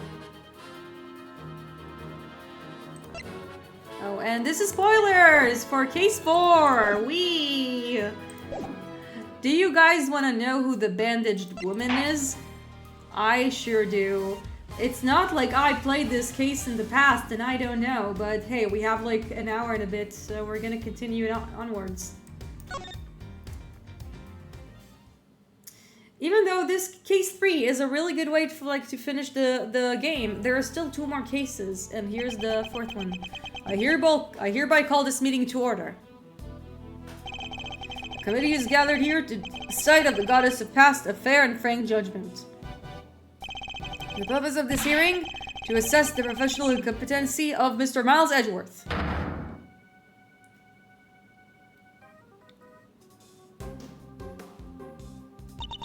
Are you? Why are you wearing that raincoat?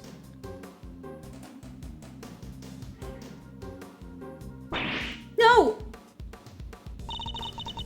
Screaming noises. I'm not gonna be screaming. Oh no, she was pushed down! Downtown.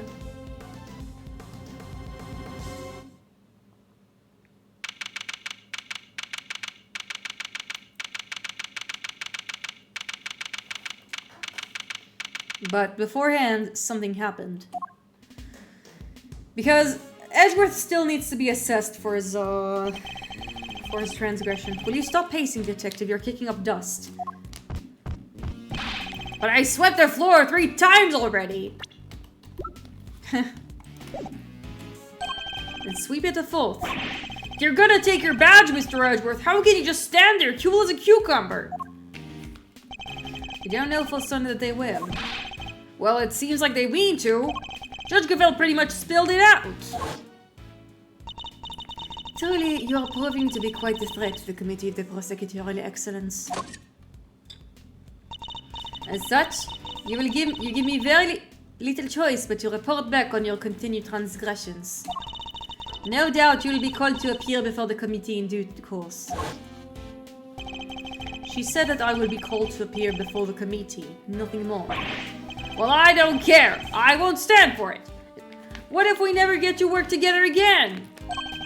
I'd have thought you would welcome the prospect, detective. After all, it would mean you could work with someone less problematic.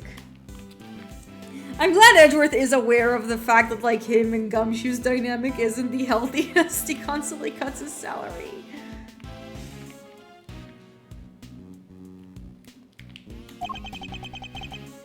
Don't say that, sir.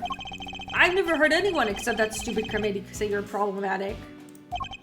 You're just looking for an excuse, are you? To become a defense attorney, I mean. Because I won't let you. You're Prosecutor Miles Edgeworth. Prosecutor, you hear? To become defense attorney, huh? The circumstances of my father's death set me on the path to becoming a prosecutor. But I'd only been interested in the law to begin with, thanks to my father as well. His work as a defense attorney. Are you going to keep fighting crime as a prosecutor, or help people as an attorney? Something tells me you've got a big decision ahead of you. Well, only you can answer. Are you listening, Mr. Edgeworth? I said I won't let you do this! Really, detective, there's no need to be so dramatic. Who knows? The next prosecutor work might be a little more lenient on your salary assessments. Exactly! Huh? Really? So, no more instant noodles? I mean, no! What are you saying, sir? I don't care about any of that stuff! He doesn't care that, like, he's eating unhealthy. But you thought about it, didn't you? If only for a moment. We're busy in here! Come back later! Oh, it's a woman we haven't seen before. Hey there. Is the prosecutor in? Prosecutor Miles Edgeworth? Look, pal, what part of it busy where don't you get? Wait outside, I'll be with you in a bit. Oh, that's no good. Your face is red as a tomato. Red face, gritted teeth. Let's see. I said we're busy. Wait, that's it. Stomach cramps, right? No need to worry. It's nothing an injection can't cure. Now roll up your sleeve for me. Won't hurt much. No thanks, pal. I'm as healthy as it can be. Who might you be? Oh, sorry. I totally forgot to introduce myself, huh? My name is Needler. Florence Needler. Like Needler. Florence Needler. Florence Needler. I know I can see the Needler because needle, but I want to compare her name to what it was originally.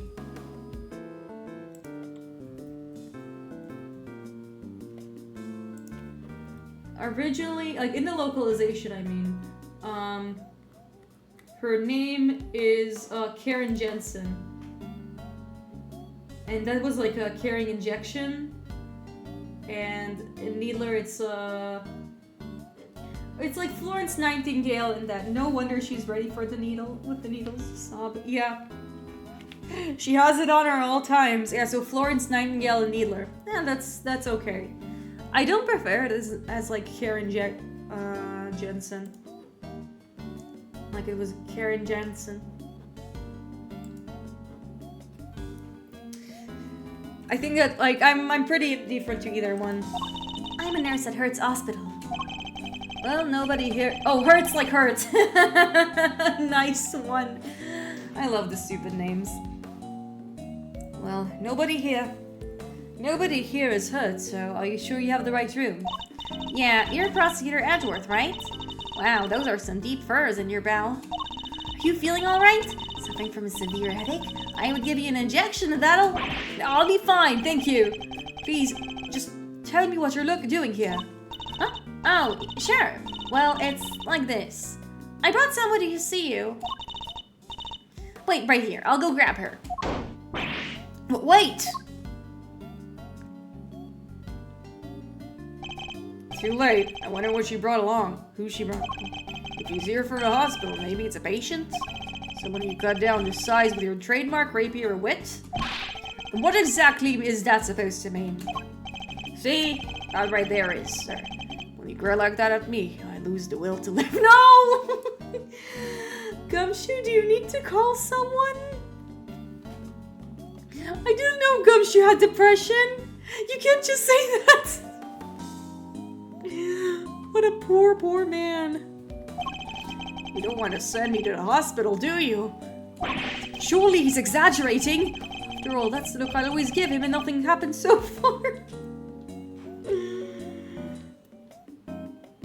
Please check in on your local Gumshoe today.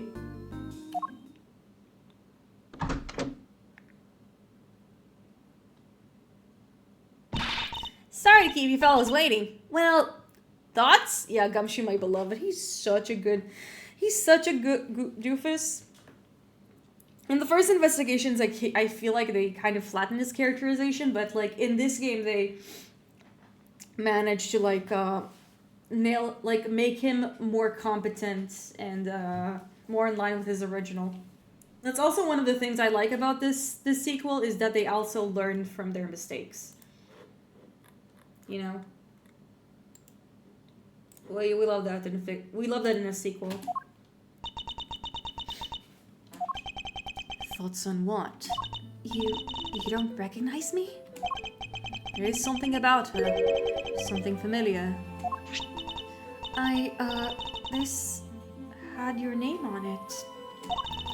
So I thought, just maybe. So you really did put somebody in a hospital? Don't be ridiculous, detective! No! Oh my god, that's so dark! Gumshoe, no! You have so much to live for! But look, sir, your name's right there on the card. Public Prosecutor Miles Edgeworth, plain as day. Be that as it may. I'm sorry, What she's trying to say is she has amnesia. Amnesia? Yes, at least that's what they tell me.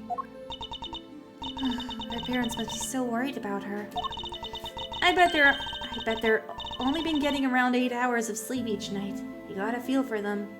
8 hours of sleep is good, actually. Do I though? Because that's quite a lot of sleep, if you ask me. Whoa, tough break. But don't worry, alright? Since you have this card, that means you really must know Mr. Edwards somehow. So sit back and we'll take it from here, right, sir? At the very least, we might be able to help you figure out your identity. Really? Will you? It's going to come down to what you remember, but yes. Now that's the Mr. Edgeworth I know. Don't worry, miss, you're as good as healed. Let's not get carried away, you detective. I'm a prosecutor, remember, not a miracle worker. Where do we even start? So, you remember your name, right, miss? I mean, we know it's Kay. It's pretty obvious even from the theme song. I'm sorry. She's been like this since she came in yesterday. So she's only been in the hospital for a day. No way! That's amazing! How do you figure it out so fast? How can one person be so emotionally draining? Oh man, he's such an introvert. We found her wandering around late last night and brought her in. I wanted to help her out, so I went through her stuff and see what I could find. Did you find anything apart from my business card? Nothing with her name or home address. Oh, but wait a second. She was wearing this. It's a pretty unique design, right? This pin! What the heck? That Yadagarasu pin! What does that mean? But it can't be! Kay, it's really you! Okay. Yep, someone dropped our assistant off a building, and she's amnesiac. Ace Attorney assistants have a tendency to go through a lot. Throwing her off of a building due to amnesia is definitely a new one. It's you, isn't it, Kay? I'm Kay. Come on, Kay, you really don't remember? Look, it's me, Gummy! That's what you always call me! Gummy? But you're an adult. That's so rude. I really don't call you that, do I? I'm so sorry. I can't believe I... Man, this is really sad. I remember that, like, when I played Investigations the first time, like, in middle school, my friend who got me into the series, like, they were finding out about, like, the sequel, and one of the things they told me, there's a sequel that still only came in Japan, and it still hasn't been localized, but it might be, and one of the things that Kay gets amnesia, and I'm like, what? Kay gets amnesia? That's so fucked up! That's my girl Kay! So yeah, that one kind of struck me hard. I feel so guilty now. What the heck happened to you? I've never seen you so polite. Being polite and sensitive is just not... Where's the Kay I know? You're nothing like her. Careful, detective. We wouldn't want her to get the wrong impression. Make it sound as if Kay's normally polite or sensitive, so... Not that he's wrong exactly, but... So what kind of person was I before? Well, first of all, your full name is Kay Faraday. You're bright and fun and full of energy, and oh yeah, you're a great thief. A great thief? There's little more to it than that, but yes. Thieves generally steal other people's valuables from their dresses and vaults, what? Steal? But that must be so awful for the people I took things from. Oh gosh, I'm so sorry. I didn't know I was a criminal. Maybe I lost my memory, some sort of punishment. This is so funny, but also so sad. No, that's not the way I meant at all. I don't think that did her much good, sir. But it sure explains one thing. Look at these gloves. They're just the kind of person a person like that would wear. Hey, that outfit! This? It's what she was wearing when they found her. But we had to get her changed out of it and put her in hospital clothes. So that's why I have them. There's something on this part here. Could have been something to do with Kay's lost memory. With how Kay lost her memory. I'll send this outfit over to forensics later to see what they can figure out. Please do, detective. Boy, they really have some thievy clothes, huh? A criminal? You may be a great thief, but you've never committed a crime in your life. Rest assured you're no criminal. If you say so. So, it's like, I think the way that, like, Kay approaches, thievery is less with, like, crimes and more, like, vigilanteism or, like, superheroism. It's kind of vague, and I see why some people are really not into it, but I also like it personally. There have been some Kay detractors as of late, like Jello Apocalypse, but I think they're wrong, and that Kay is great. The end. She's awesome. Perhaps we better leave it to them now. I'm sorry. I wish I could remember who you are. How do we know each other exactly? Well, that is, how do I put this into words? You're Prosecutor Edward's assistant. I am? So Prosecutor is head of some sort of great thief network then? It is funny to see how, she reinterprets, the events. Not quite. We last saw Kay 2 days ago. Perhaps we should try to figure out what she's been doing since then. Was the pin the only item on her person when you received her, Nurse Needler? There were a few other things, but I doubt any of it would be of any much use to you. I'll be the judge of that. Could you please show me them to us? Well, alright then. I'm no particular order, but I present. No particular... A jamming ninja mask? Was she at a show or something? A letter. And it's addressed to Kay. Next, a ticket stub. And finally... Oh, it's to the big building with 2 G's. Pretty sure... I don't remember what it was named in the localization. Hold on.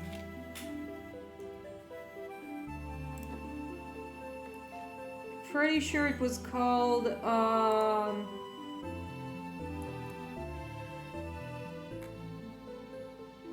I don't remember. It's a building, that's for sure. And it's big. Fake flower. The kind people like to spruce up their bathrooms with too. It's a corsage detective and they're usually worn by women. And that's not all, and that's that. So, anything useful there? Kinda hard to tell. Frankly, I'm not really seeing a connection between any of them. I should take a closer look at each piece later when I have the chance. Hooray! Evidence! Evidence! More evidence! The big building with 2 G's. That's so funny. This is bad. How do we get Kay's memory back? We can't just let her stay like this forever.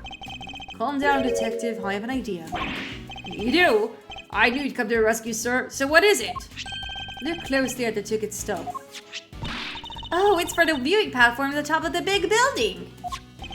The big building? You know that place? Everybody knows it, silly. It's the hottest date spot. It's the hottest date spot in town. They say that if a couple holds their hands while they're up there, they'll stay together forever. Tee-hee. This is yesterday's date, and the ticket is only valid on the date specified. Plus, it's a stub. That means she used it, right? I think it's a distinct possibility. Well, shall I go see what we can find? Now? Just like that? The only way to find out how Kay lost her memory is to retrace her steps. But what about your thing with the committee? It's not for a little while yet. We have time. Great, so can I leave Kay with you? That would be for the best, but you don't mind, Kay. You don't mind, do you, Kay? Oh, of course not. Thank you. You know, there's a lot of memories that, like, Kay needs to deal with again. Like the fact her dad was murdered. Because that's, like, a staple on a lot of Ace Attorney characters. Like, you need to have at least one dead parent. I'm pretty sure that even Susato has a dead mom or something. I'm gonna check it out. I'm gonna check it just to see if it tracks. miscellaneous? No? Associates? Yeah, her dad is dead! Her mom's dead! Let's fucking go! She's understanding the assignment! Let's go! I'm sorry. I had to.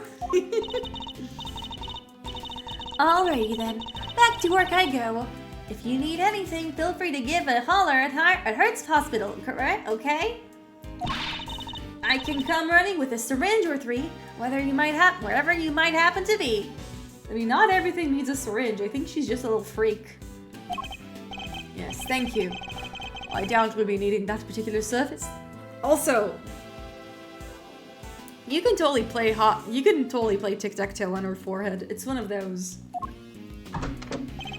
Now then, detective, shall we get going? You too, Kay? Yes, sir! Yes, of course. Also, her fingy is hurt. Oh, look, it's Penny Nichols from Case 3.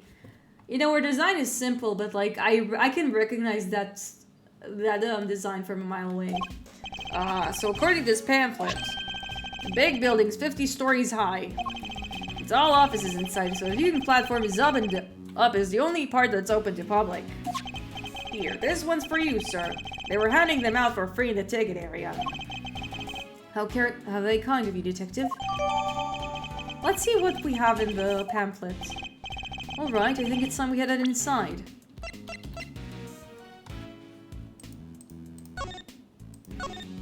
Oh, it's just a map. Not much to do there, but I guess it's nice because it's big. Look out! The big building! It's about to fall! What? We gotta do something! No, please! I'm begging you! Stop! Ugh, it's no good without fresh milk. My thoughts aren't just getting through to him. What happened here? What's going on with the building? Just stay calm and talk to me, kid. Cut! Cut!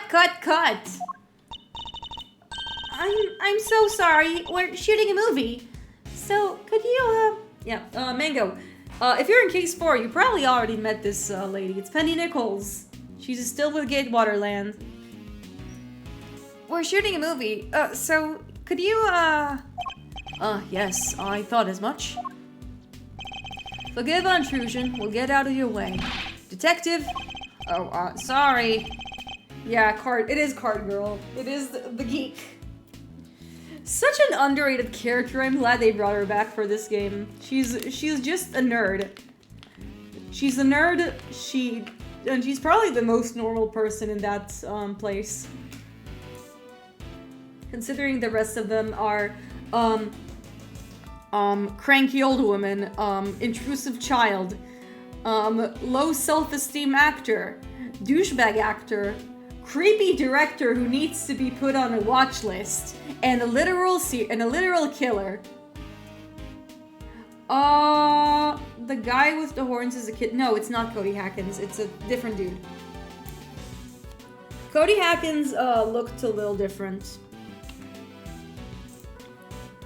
It would be funny if this is where Cody Hackins went afterwards. No, it's not him. I'll put in a picture so we have a comparison. He's a completely different character.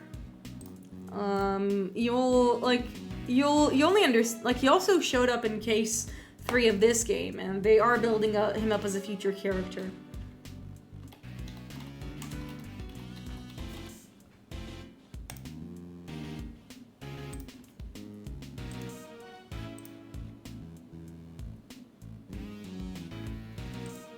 They do have a similar vibe, though. I see how you got them confused.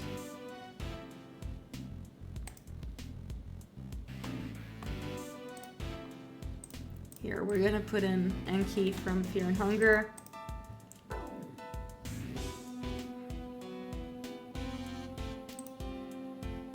Oh my god, I forgot to put Salty Eddie on the side for this stream. I'm so ashamed of myself. Oh no.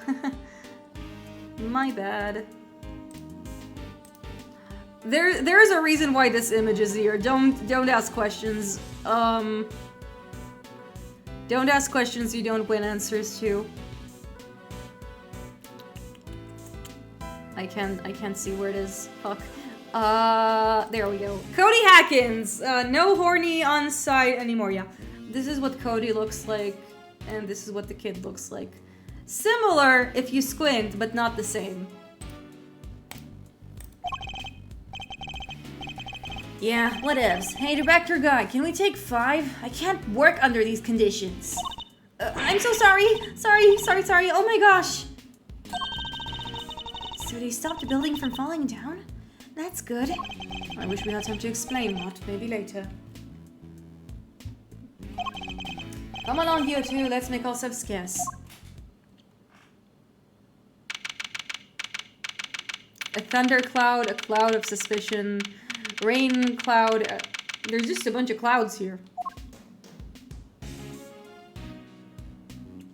It's cotton candy. Whoa, get a load of that view. Feel the sun on your face. The wind is very strong up here. That's okay. You can just stand behind me and Edgeworth here. We're canonically very tall and wide. Remember, kids, Edgeworth is not a twink. He is a Bara. There is a lot of official art that proves this sentiment. We're both more than big enough to keep the breeze away. Humph, speak for yourself.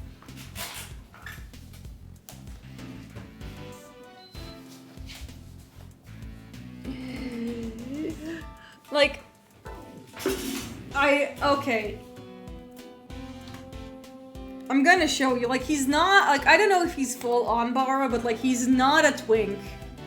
There is official art of Edgeworth that shows that he has pecs. I'm going to show it to you. I thought it was only Gumshoe with the Bara rep. I mean, Edgeworth is more hunk-ish. Like, I don't know how much is full on Bara. Like, if you put them on a Bara scale, I think that Gumshoe's like he's a few steps ahead. But like, oh my god, where is it? Where's the image?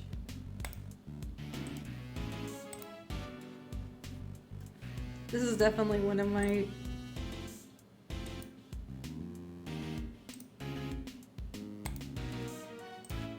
Yeah, hold on. There we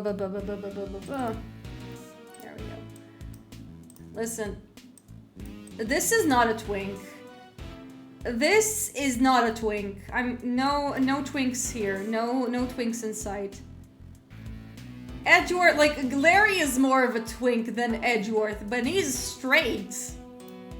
I can keep going. I can keep going.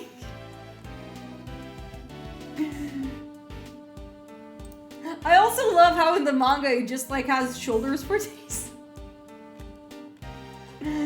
Okay, maybe there's some concept art like that there that shows he's a little more Bara, but in my mind he's not a twink. He no longer was a twink. He's only a twink if you think he's a twink. The man is a twink. Yeah, he's a twunk. Okay, fair. He's a twunk. Okay, thank you for the very important correction. Okay, so Larry's a twink. And Gumshoe's a bear. Gumshoe's a Bara and Edgeworth is a twunk. Yeah, he's more of a twunk. There is a little more there. Thank you for coming to my TED Talk. Next person who calls Edgeworth a twink is gonna get an uppercut. For me personally.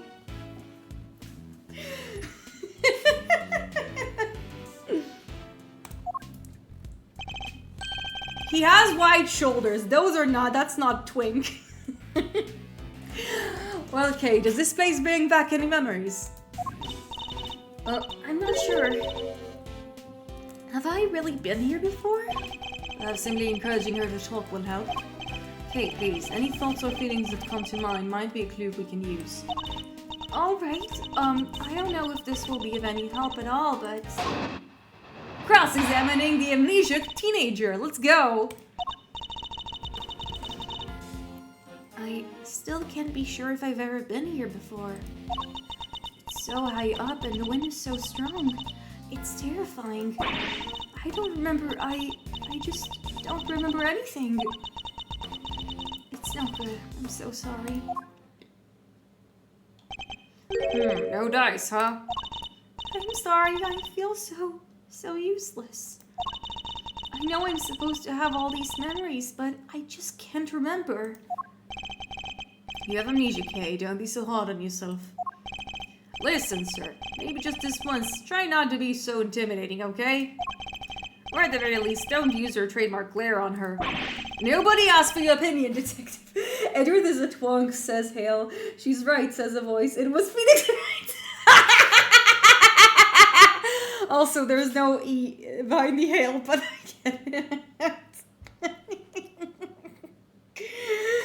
Only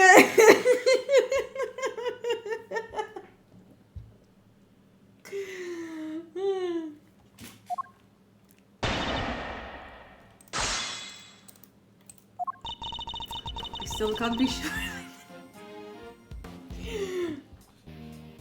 I mean, we know that because of...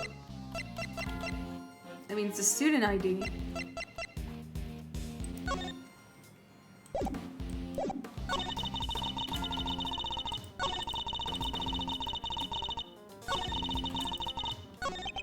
I have to get something out of her somehow.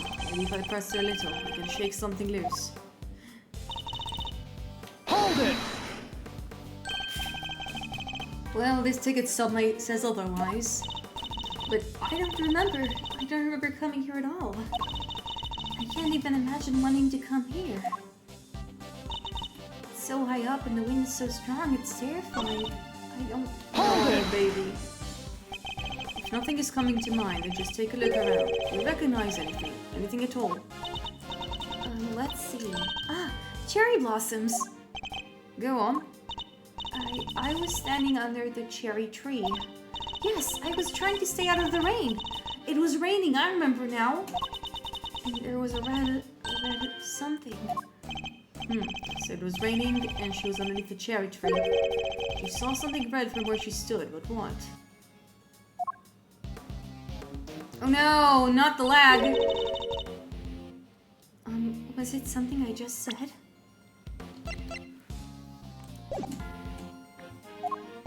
No, but if you could add that to your testimony, we can explore further.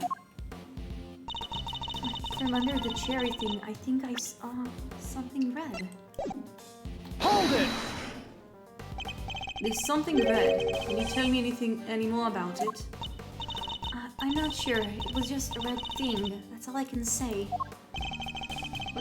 What can we see nearby that's red? Was it the concession stand over there, perhaps? A red concession stand. Yes, I think that was it. Somebody was walking towards me from beyond it. And then what happened? Then, I'm sorry. That's alright. If you could just add what you told me to your testimony. There was someone walking towards me from beyond the concession stand. Something tells me that there is. Yeah, you can't walk from behind a concession stand, can you? Objection! There's no place to go from behind there. You say that you saw someone there, over there beyond this stand, and that they were walking toward you. Yes, I can see them getting closer.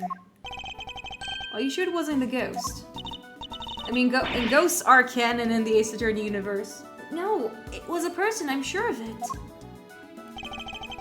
If Amelia is standing, anyone who saw on the other side of the concession stand would have been floating in midair, hundreds of feet above the ground. So how on earth could it have been a person? I'm not lying, I promise. Somebody read the stand. Somebody read and they were on the other side. They were walking towards me, getting closer and closer. And then they Yay, we made the girls scream. But what's the matter? Okay, what's the matter? You alright? We're here. Whatever it is, it can't hurt you. I was pushed and I fell. By a person in a red raincoat. person in a red raincoat who can walk on air. And you supposedly pushed her off a building. None of this makes sense. Not the least of which, nobody could fall off from this height and survive. There's, we really need to recollect the memories. Attention everyone, please stay right where you are. What's wrong, officer? I'm Detective Gumshoe. Mind filling me in? Yes, sir. The body has been discovered in this building, sir. I can also try doing like a shitty Monokuma impression, but I don't think that'll be something nice, like, to hear. A body has been discovered. You know, I have Danganronpa in my Steam collection. I'm planning to play it. I haven't played the original first two Danganronpa games. I've observed the fandom through osmosis, which is a funny thing to say. But like, I am preparing for that future Let's Play whenever it comes with my Monokuma impression. A body. Whose body exactly? Not sure. We're still working on it. But what we do know is that the victim is a young woman. Her name is Kay. What? The blazing? Oh shit, to be continued. Monokuma in the distance. A catchphrase has been spoken, and not by me! Nice. Very, very nice.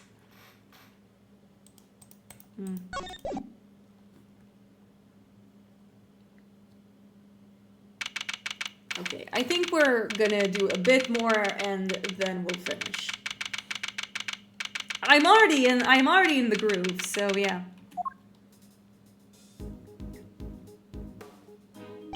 Wait, this room! Officer, isn't this... Yes, sir, this is the trial chamber of the Committee for the Prosecutorial Excellence. So it's here now? I knew they'd moved it out of the prosecutor's building, but I had no idea they'd come here.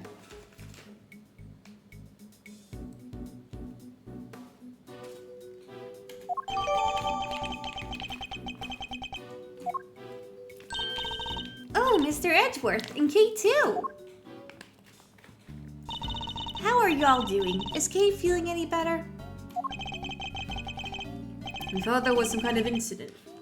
I'm sorry, but who might this be? This is my grandma. Hold on a second. Her name's Hilda Hertz, Sonny. Hilda Hertz. And who the heck might you be? It's a pleasure to meet you. Prosecutor Miles Edgeworth at your service.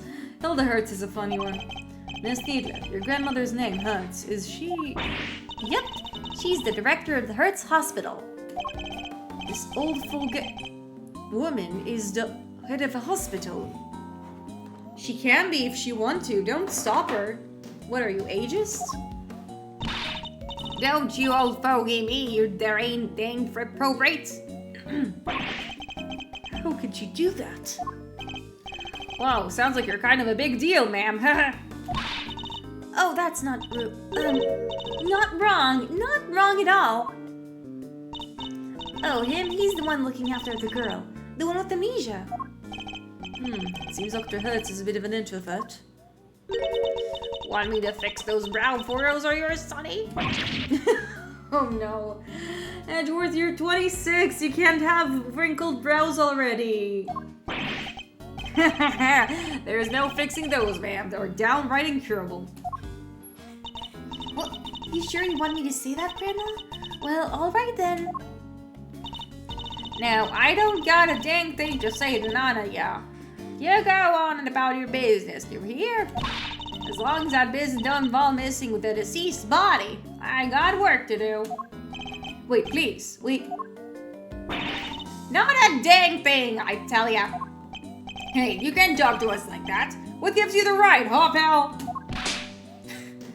Nice, she's slapping it.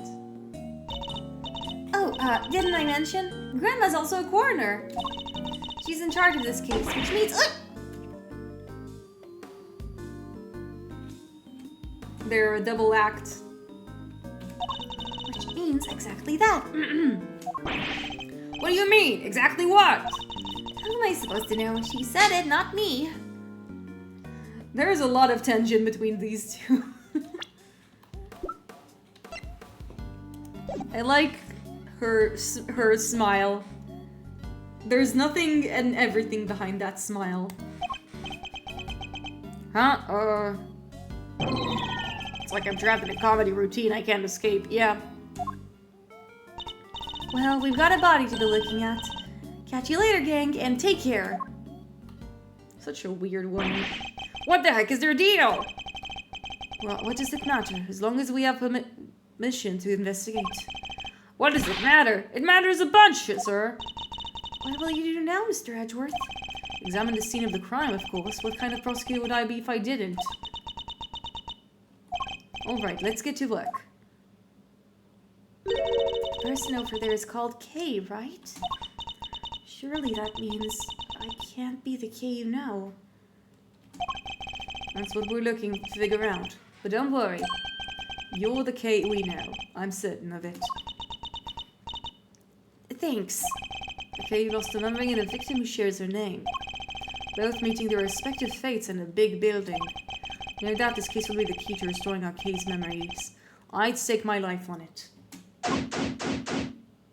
We'll do the investigation and then we'll finish for today. It is getting pretty late in my time zone. Let's talk to this guy. Officer, tell me about the security arrangements for this room. Yes, sir. You need special key card to enter, sir. Interesting, so not just anybody can enter.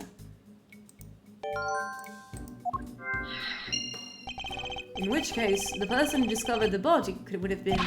Yes, sir. A member of the committee. They found it when they arrived in today's hearing. And hearing. My hearing, which would be underway right now if it wasn't for this. Very interesting. Oh, look at this. A blood pool. Behind this statue of Lady Justice. Poetic. The statue of the goddess of justice. Sure, now we've stopped, sir. So does she dole our blessings or what? She's not that kind of goddess, detective. She's a symbol of the sanctity of the law.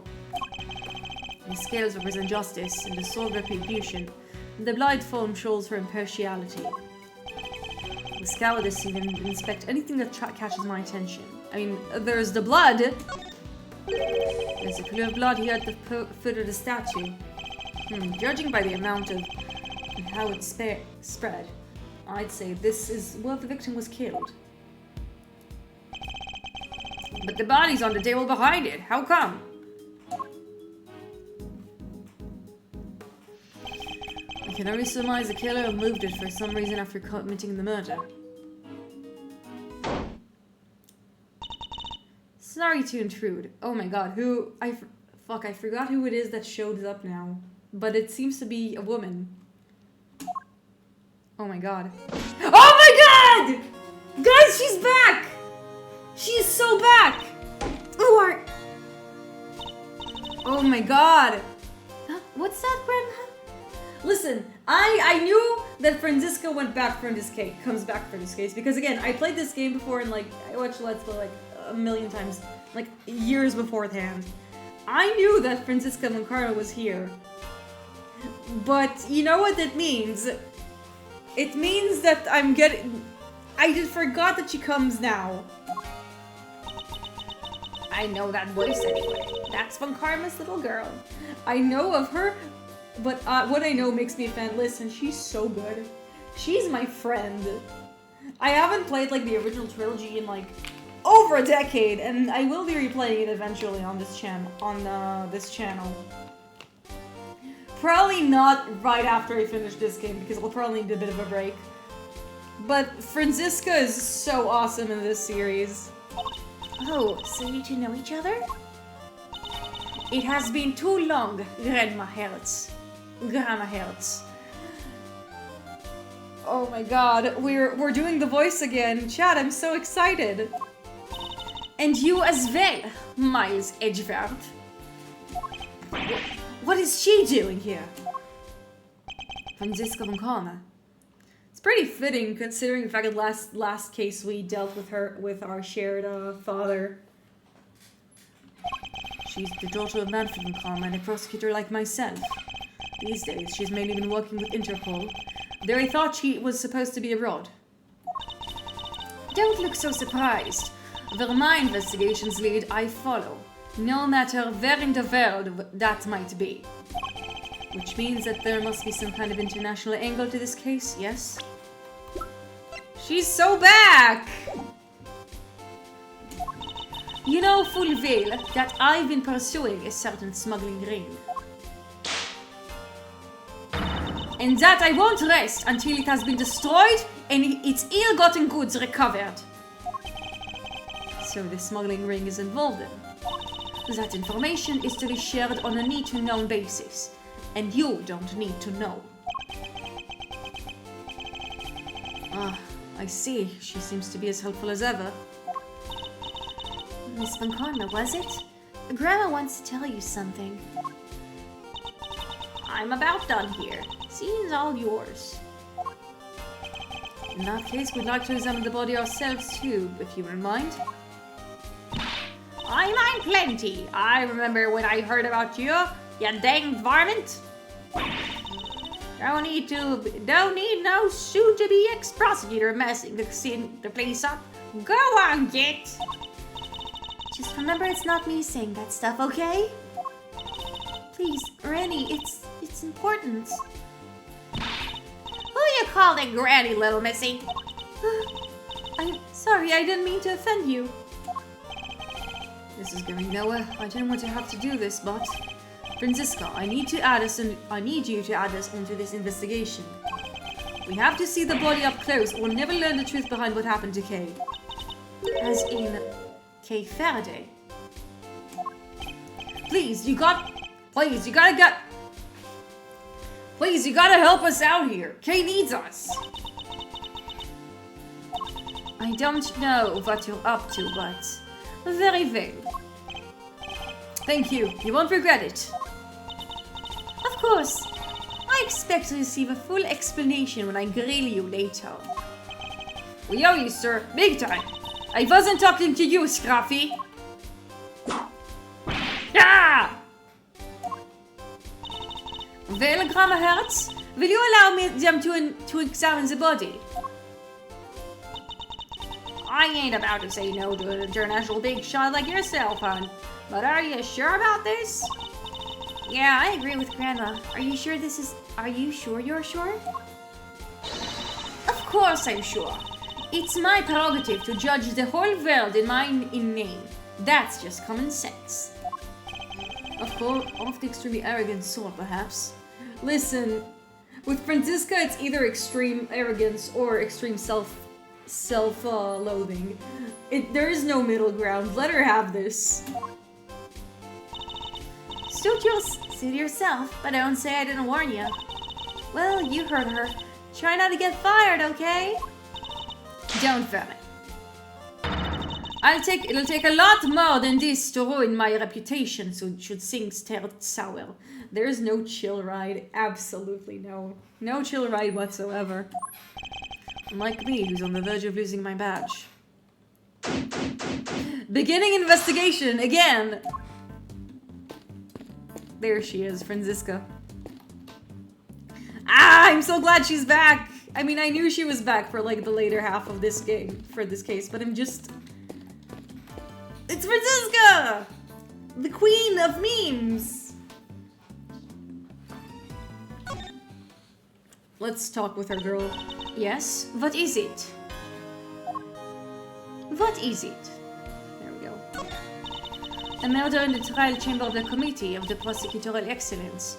This is serious. I did you a favor allowing you to investigate further. I'll be expecting results. And you'll get them. And you'll get them. Will I still be here if I don't think you could deliver? Come to think of it. Why were you here in the first place? So she doesn't know I was summoned for the committee. That's a long story, longer than the nighttime and deeper than the sea. How about we save the story to the trouble and I'll tell you to buy still? On second thought, I don't care what you're here. I don't care why you're here. What's important is that we solve this case in front of us. Agreed? Wholeheartedly. Wait, but you were the one who asked in the first place, sir! What's this saying again? Weep first, sink late. She's so funny. But you can make it the other way just for me. Ah, Franziska, my beloved. What are you doing here, Franziska? I thought you were working abroad or something. Interpol. Wouldn't you like to know? But that's top secret, and I have neither the need nor the obligation to tell you. I thought she'd say as much. Anyway, never mind that. Where's the prosecutor in charge of this case? Not that I know who's been assigned, but I was hoping they'd take care of the legwork for me. Yet they haven't even bothered to show up. What in the world could they be doing? Ouch! Not the prosecutor's keeper, sir. I'm just Edgeworth's keeper. It's hardly fair to whip people who don't deserve it, Franziska. What use of a whip if you don't use it, huh? And who better to use it than anybody who isn't giving 110%? I may not know someone who's assigned it either, but I 110% feel that for them already. Also, Franziska, what happened with your whip treatment? What whip treatment? Your whip startup, you know? Your whip conditioning treatment thing? Oh, I moved on. That was a bust and it seems there was no demand for it. Or at least the demand was not there. I am currently in crippling debt and I'm fine and I'm running away from my loan sharks.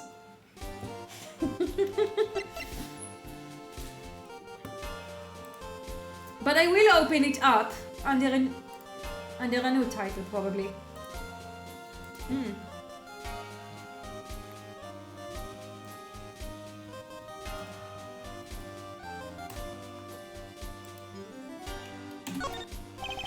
I can't help but notice that you seem to be acquainted with Dr. Hertz.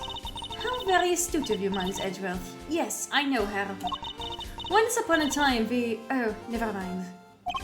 She doesn't seem to be keen to talk about it. Perhaps I better leave it for now. Is she the one who fixed up her arm when something happened during game 2? What happened, sir? What happened once upon a time? You cannot tell us now. Ouch! Only a foolish fool, foolishly pries into another person's business. Now hold your tongue, Scruffy, or you'll get more than a severe tongue lashing. It's a bit late for that. Spare the whip. You spoil it. Spare the whip, spoil the child. A whip in time saves 9. Didn't you go to school, you whipless fund? Never change, Franziska. Never change. Yeah! Yes, it seems living to land with the right choice was after all. Okay, we have more things to put, but for now, let's inspect the body. Well, one thing's for certain. This isn't Kay. She doesn't even look like her. I think I knew that before, Detective. All Kay's standing right here after all. Listen. Mango, this is the tip. Mango, Sanic, this is the tip of the iceberg with Franziska. This is just the addendum. Like, a lot of like the legwork on Franziska's character is done in the original trilogy, but they also do a good work with this one. But as someone who started the series with Ace Attorney Investigations, because that was the game it was first exposed to, I really liked Franziska from the beginning. She was so cool.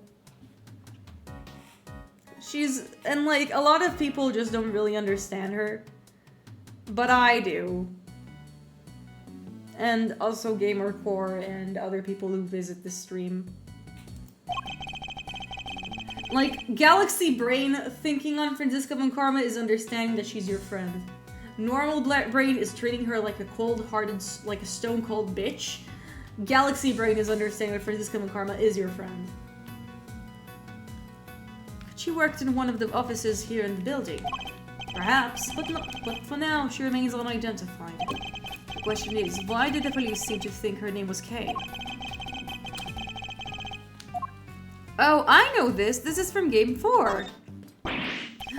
This book! What the? That's Kay's promise notebook! That's where she wrote down all the promises she made for her dad. Haven't seen this in a while. Indeed. I like how this case comes back to like the fourth case in the first investigations game. The book of law was made by a child to her father. But what exactly is it doing here? Oh, I just remembered something Detective Bad told me a few years back.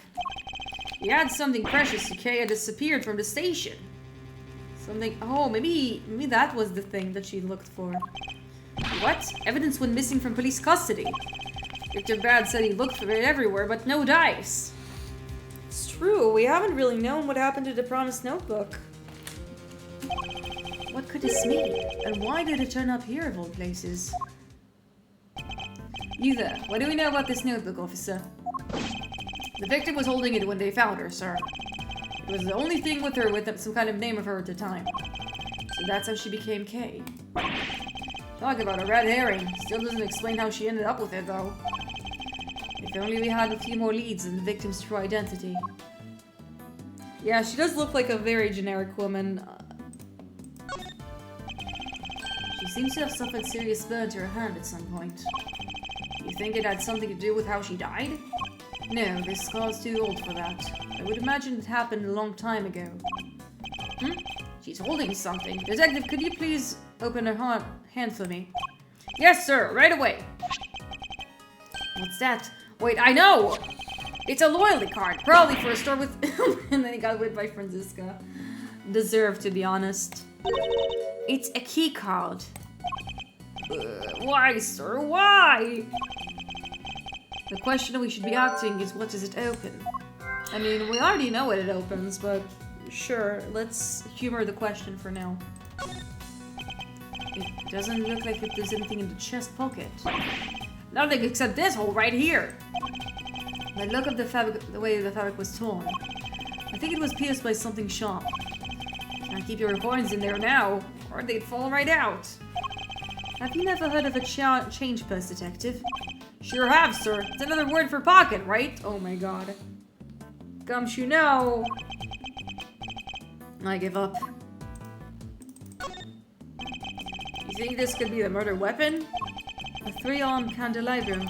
The victim suffered the same number of puncture wounds to the chest. Puncture wounds that could have been made by those spikes. Album? Not quite, detective. A candelabrum. A candle holder, in other words. Ah, I gotcha. That reminds me. I forgot to pay my electricity bill once in a while back, and I had to live by candlelight for a whole month. Who does that in this day of age? Gumshoe does. Poor thing.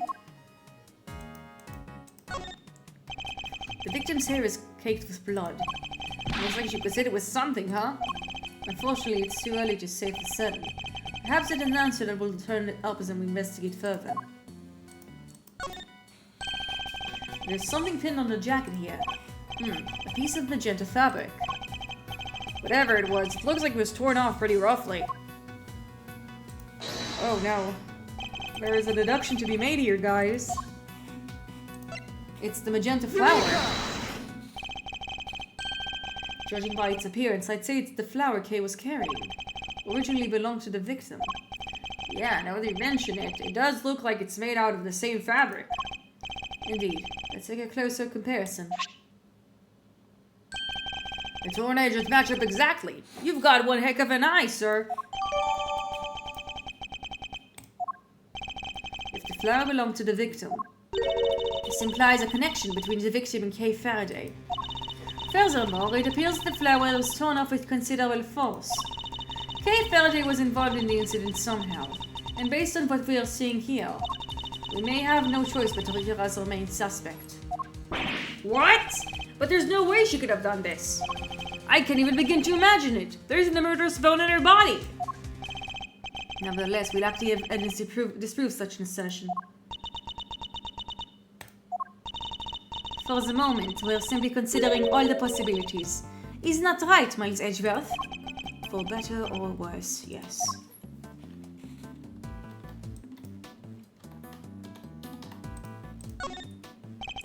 Pure white jacket with deep red stain on its lapel. The jacket. The button is on the wearer's right-hand side. What's so weird about that? The button is always going to the right, no? Not on women's clothing. Traditionally, the buttons would be on the left. Like I always say, sir, you sure know your stuff. This is common knowledge, detective. Nothing else seems amiss. What's in the pocket? Pair of gloves, also white. They don't seem to be soiled in any way. I imagine they must have belonged to the victim. Now let's do some logic connection because I think we can connect this to that, don't you say? Let's go.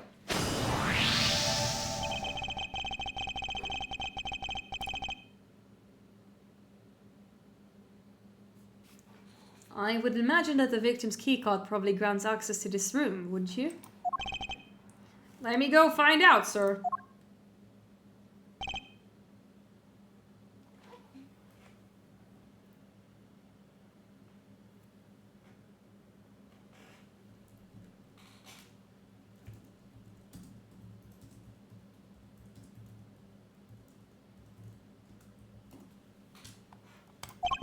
I found some details on the keycard on the security system. It's for this room, just like you said.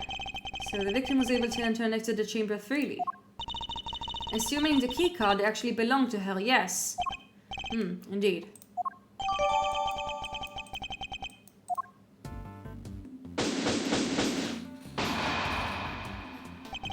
Seems we're now closer to discovering the identity of our victim.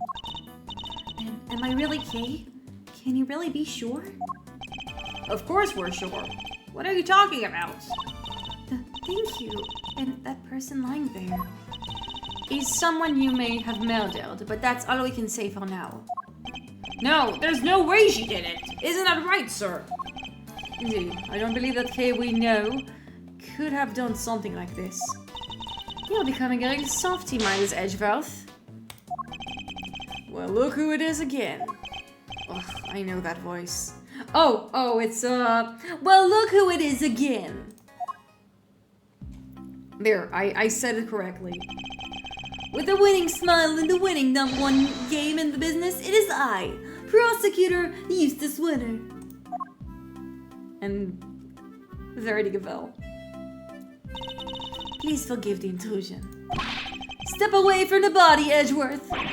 I didn't call for you, and I don't need you. This case is mine. It's what the victim would have wanted. You knew the victim? So it really is her. But be not afraid, everyone, for the goddess of justice will guide us to the truth. She sure will. Now that I'm here, everything's gonna be alright. Whoever did this will live to regret it. I'll show them. Miles Edgeworth? Miles Edgeworth! Who is this imbecile? Why am I getting the death glare? I've got nothing to do with him. Franziska von Karma, I presume? They're having a baddie match-off. My apologies. I should have introduced myself sooner. Verity Gavelle at your service.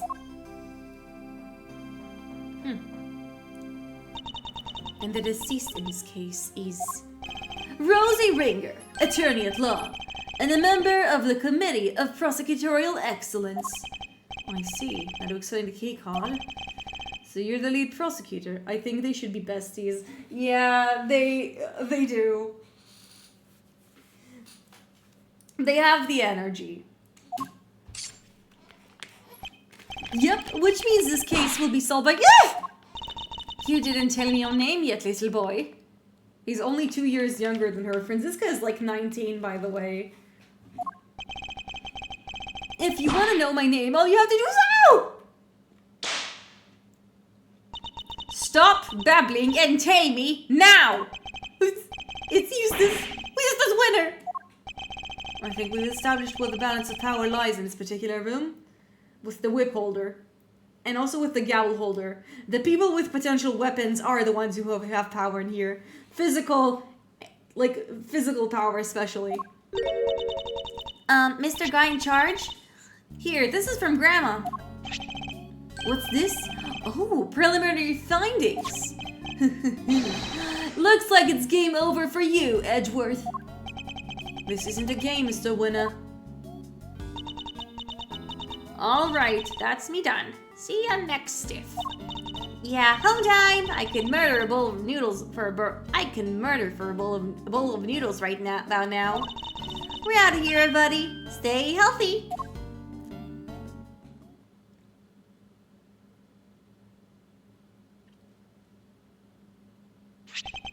Let's see. So the wound on her head is from when she fell over after she died? Eustace. It was the candle holder that killed her, huh? And she died sometime last night. I'm gonna see if, like, I'm gonna double check him. Oh, I don't have the findings. Never mind. What now, Gavel? It's very kind of you to share the coroner's findings with everybody, Eustace. But perhaps you should leave it there. We wouldn't want to strain your voice after all. She's holding something back, chat. Which is something she really likes doing. No, that would be a tragedy. So she was bonked and then stabbed and then bonked. What a bad way to go. Anyway, that settles it. We need to arrest Kay Faraday. What? What the heck are you guys talking about? I think Eustace's meaning is very clear. Miss Faraday is the murderer. And though she is dressed differently than usual, this young lady is covered in bandages. Is Miss Faraday herself, correct? You really mean to arrest her here and now? If you do, then I'll be forced to object, loudly and forcefully. And as a further confirmation you are needed, there it is. The committee was right to call in conduct your question. It is questionable to the extreme.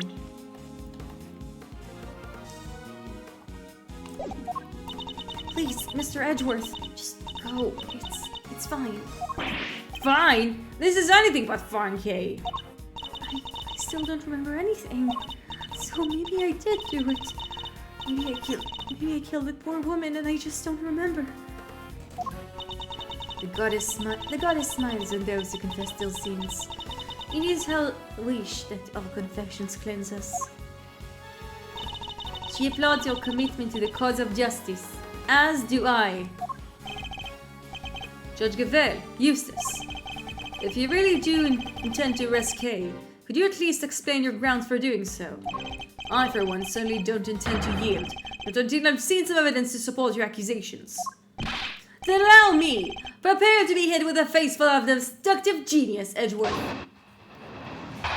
And as much as I want to watch his reasonings and hear them out, it is getting pretty late up here in the Thundra. And there is still a lot of game to be experienced. So we're going to be stopping the stream here. Thank you so much for those who had who attended the stream, whether it was now live or it is on YouTube. I'll be sure to upload the rest of the Ace Attorney streams as soon as possible. I'm just a little lazy. Make sure to subscribe me on YouTube or follow me on Twitch. Tell your friends about what I do. I'll be sure to take care of my affiliate status and all the bonuses I get from it eventually. But I'm glad that you're here. Next week is gonna be filled with a lot of collabs. So and by next week I mean the couple of days. So look forward to the following schedule and make sure that you manage to show up. I'm really enjoying this case so far, and I hope you are too. And until next time, stay frosty.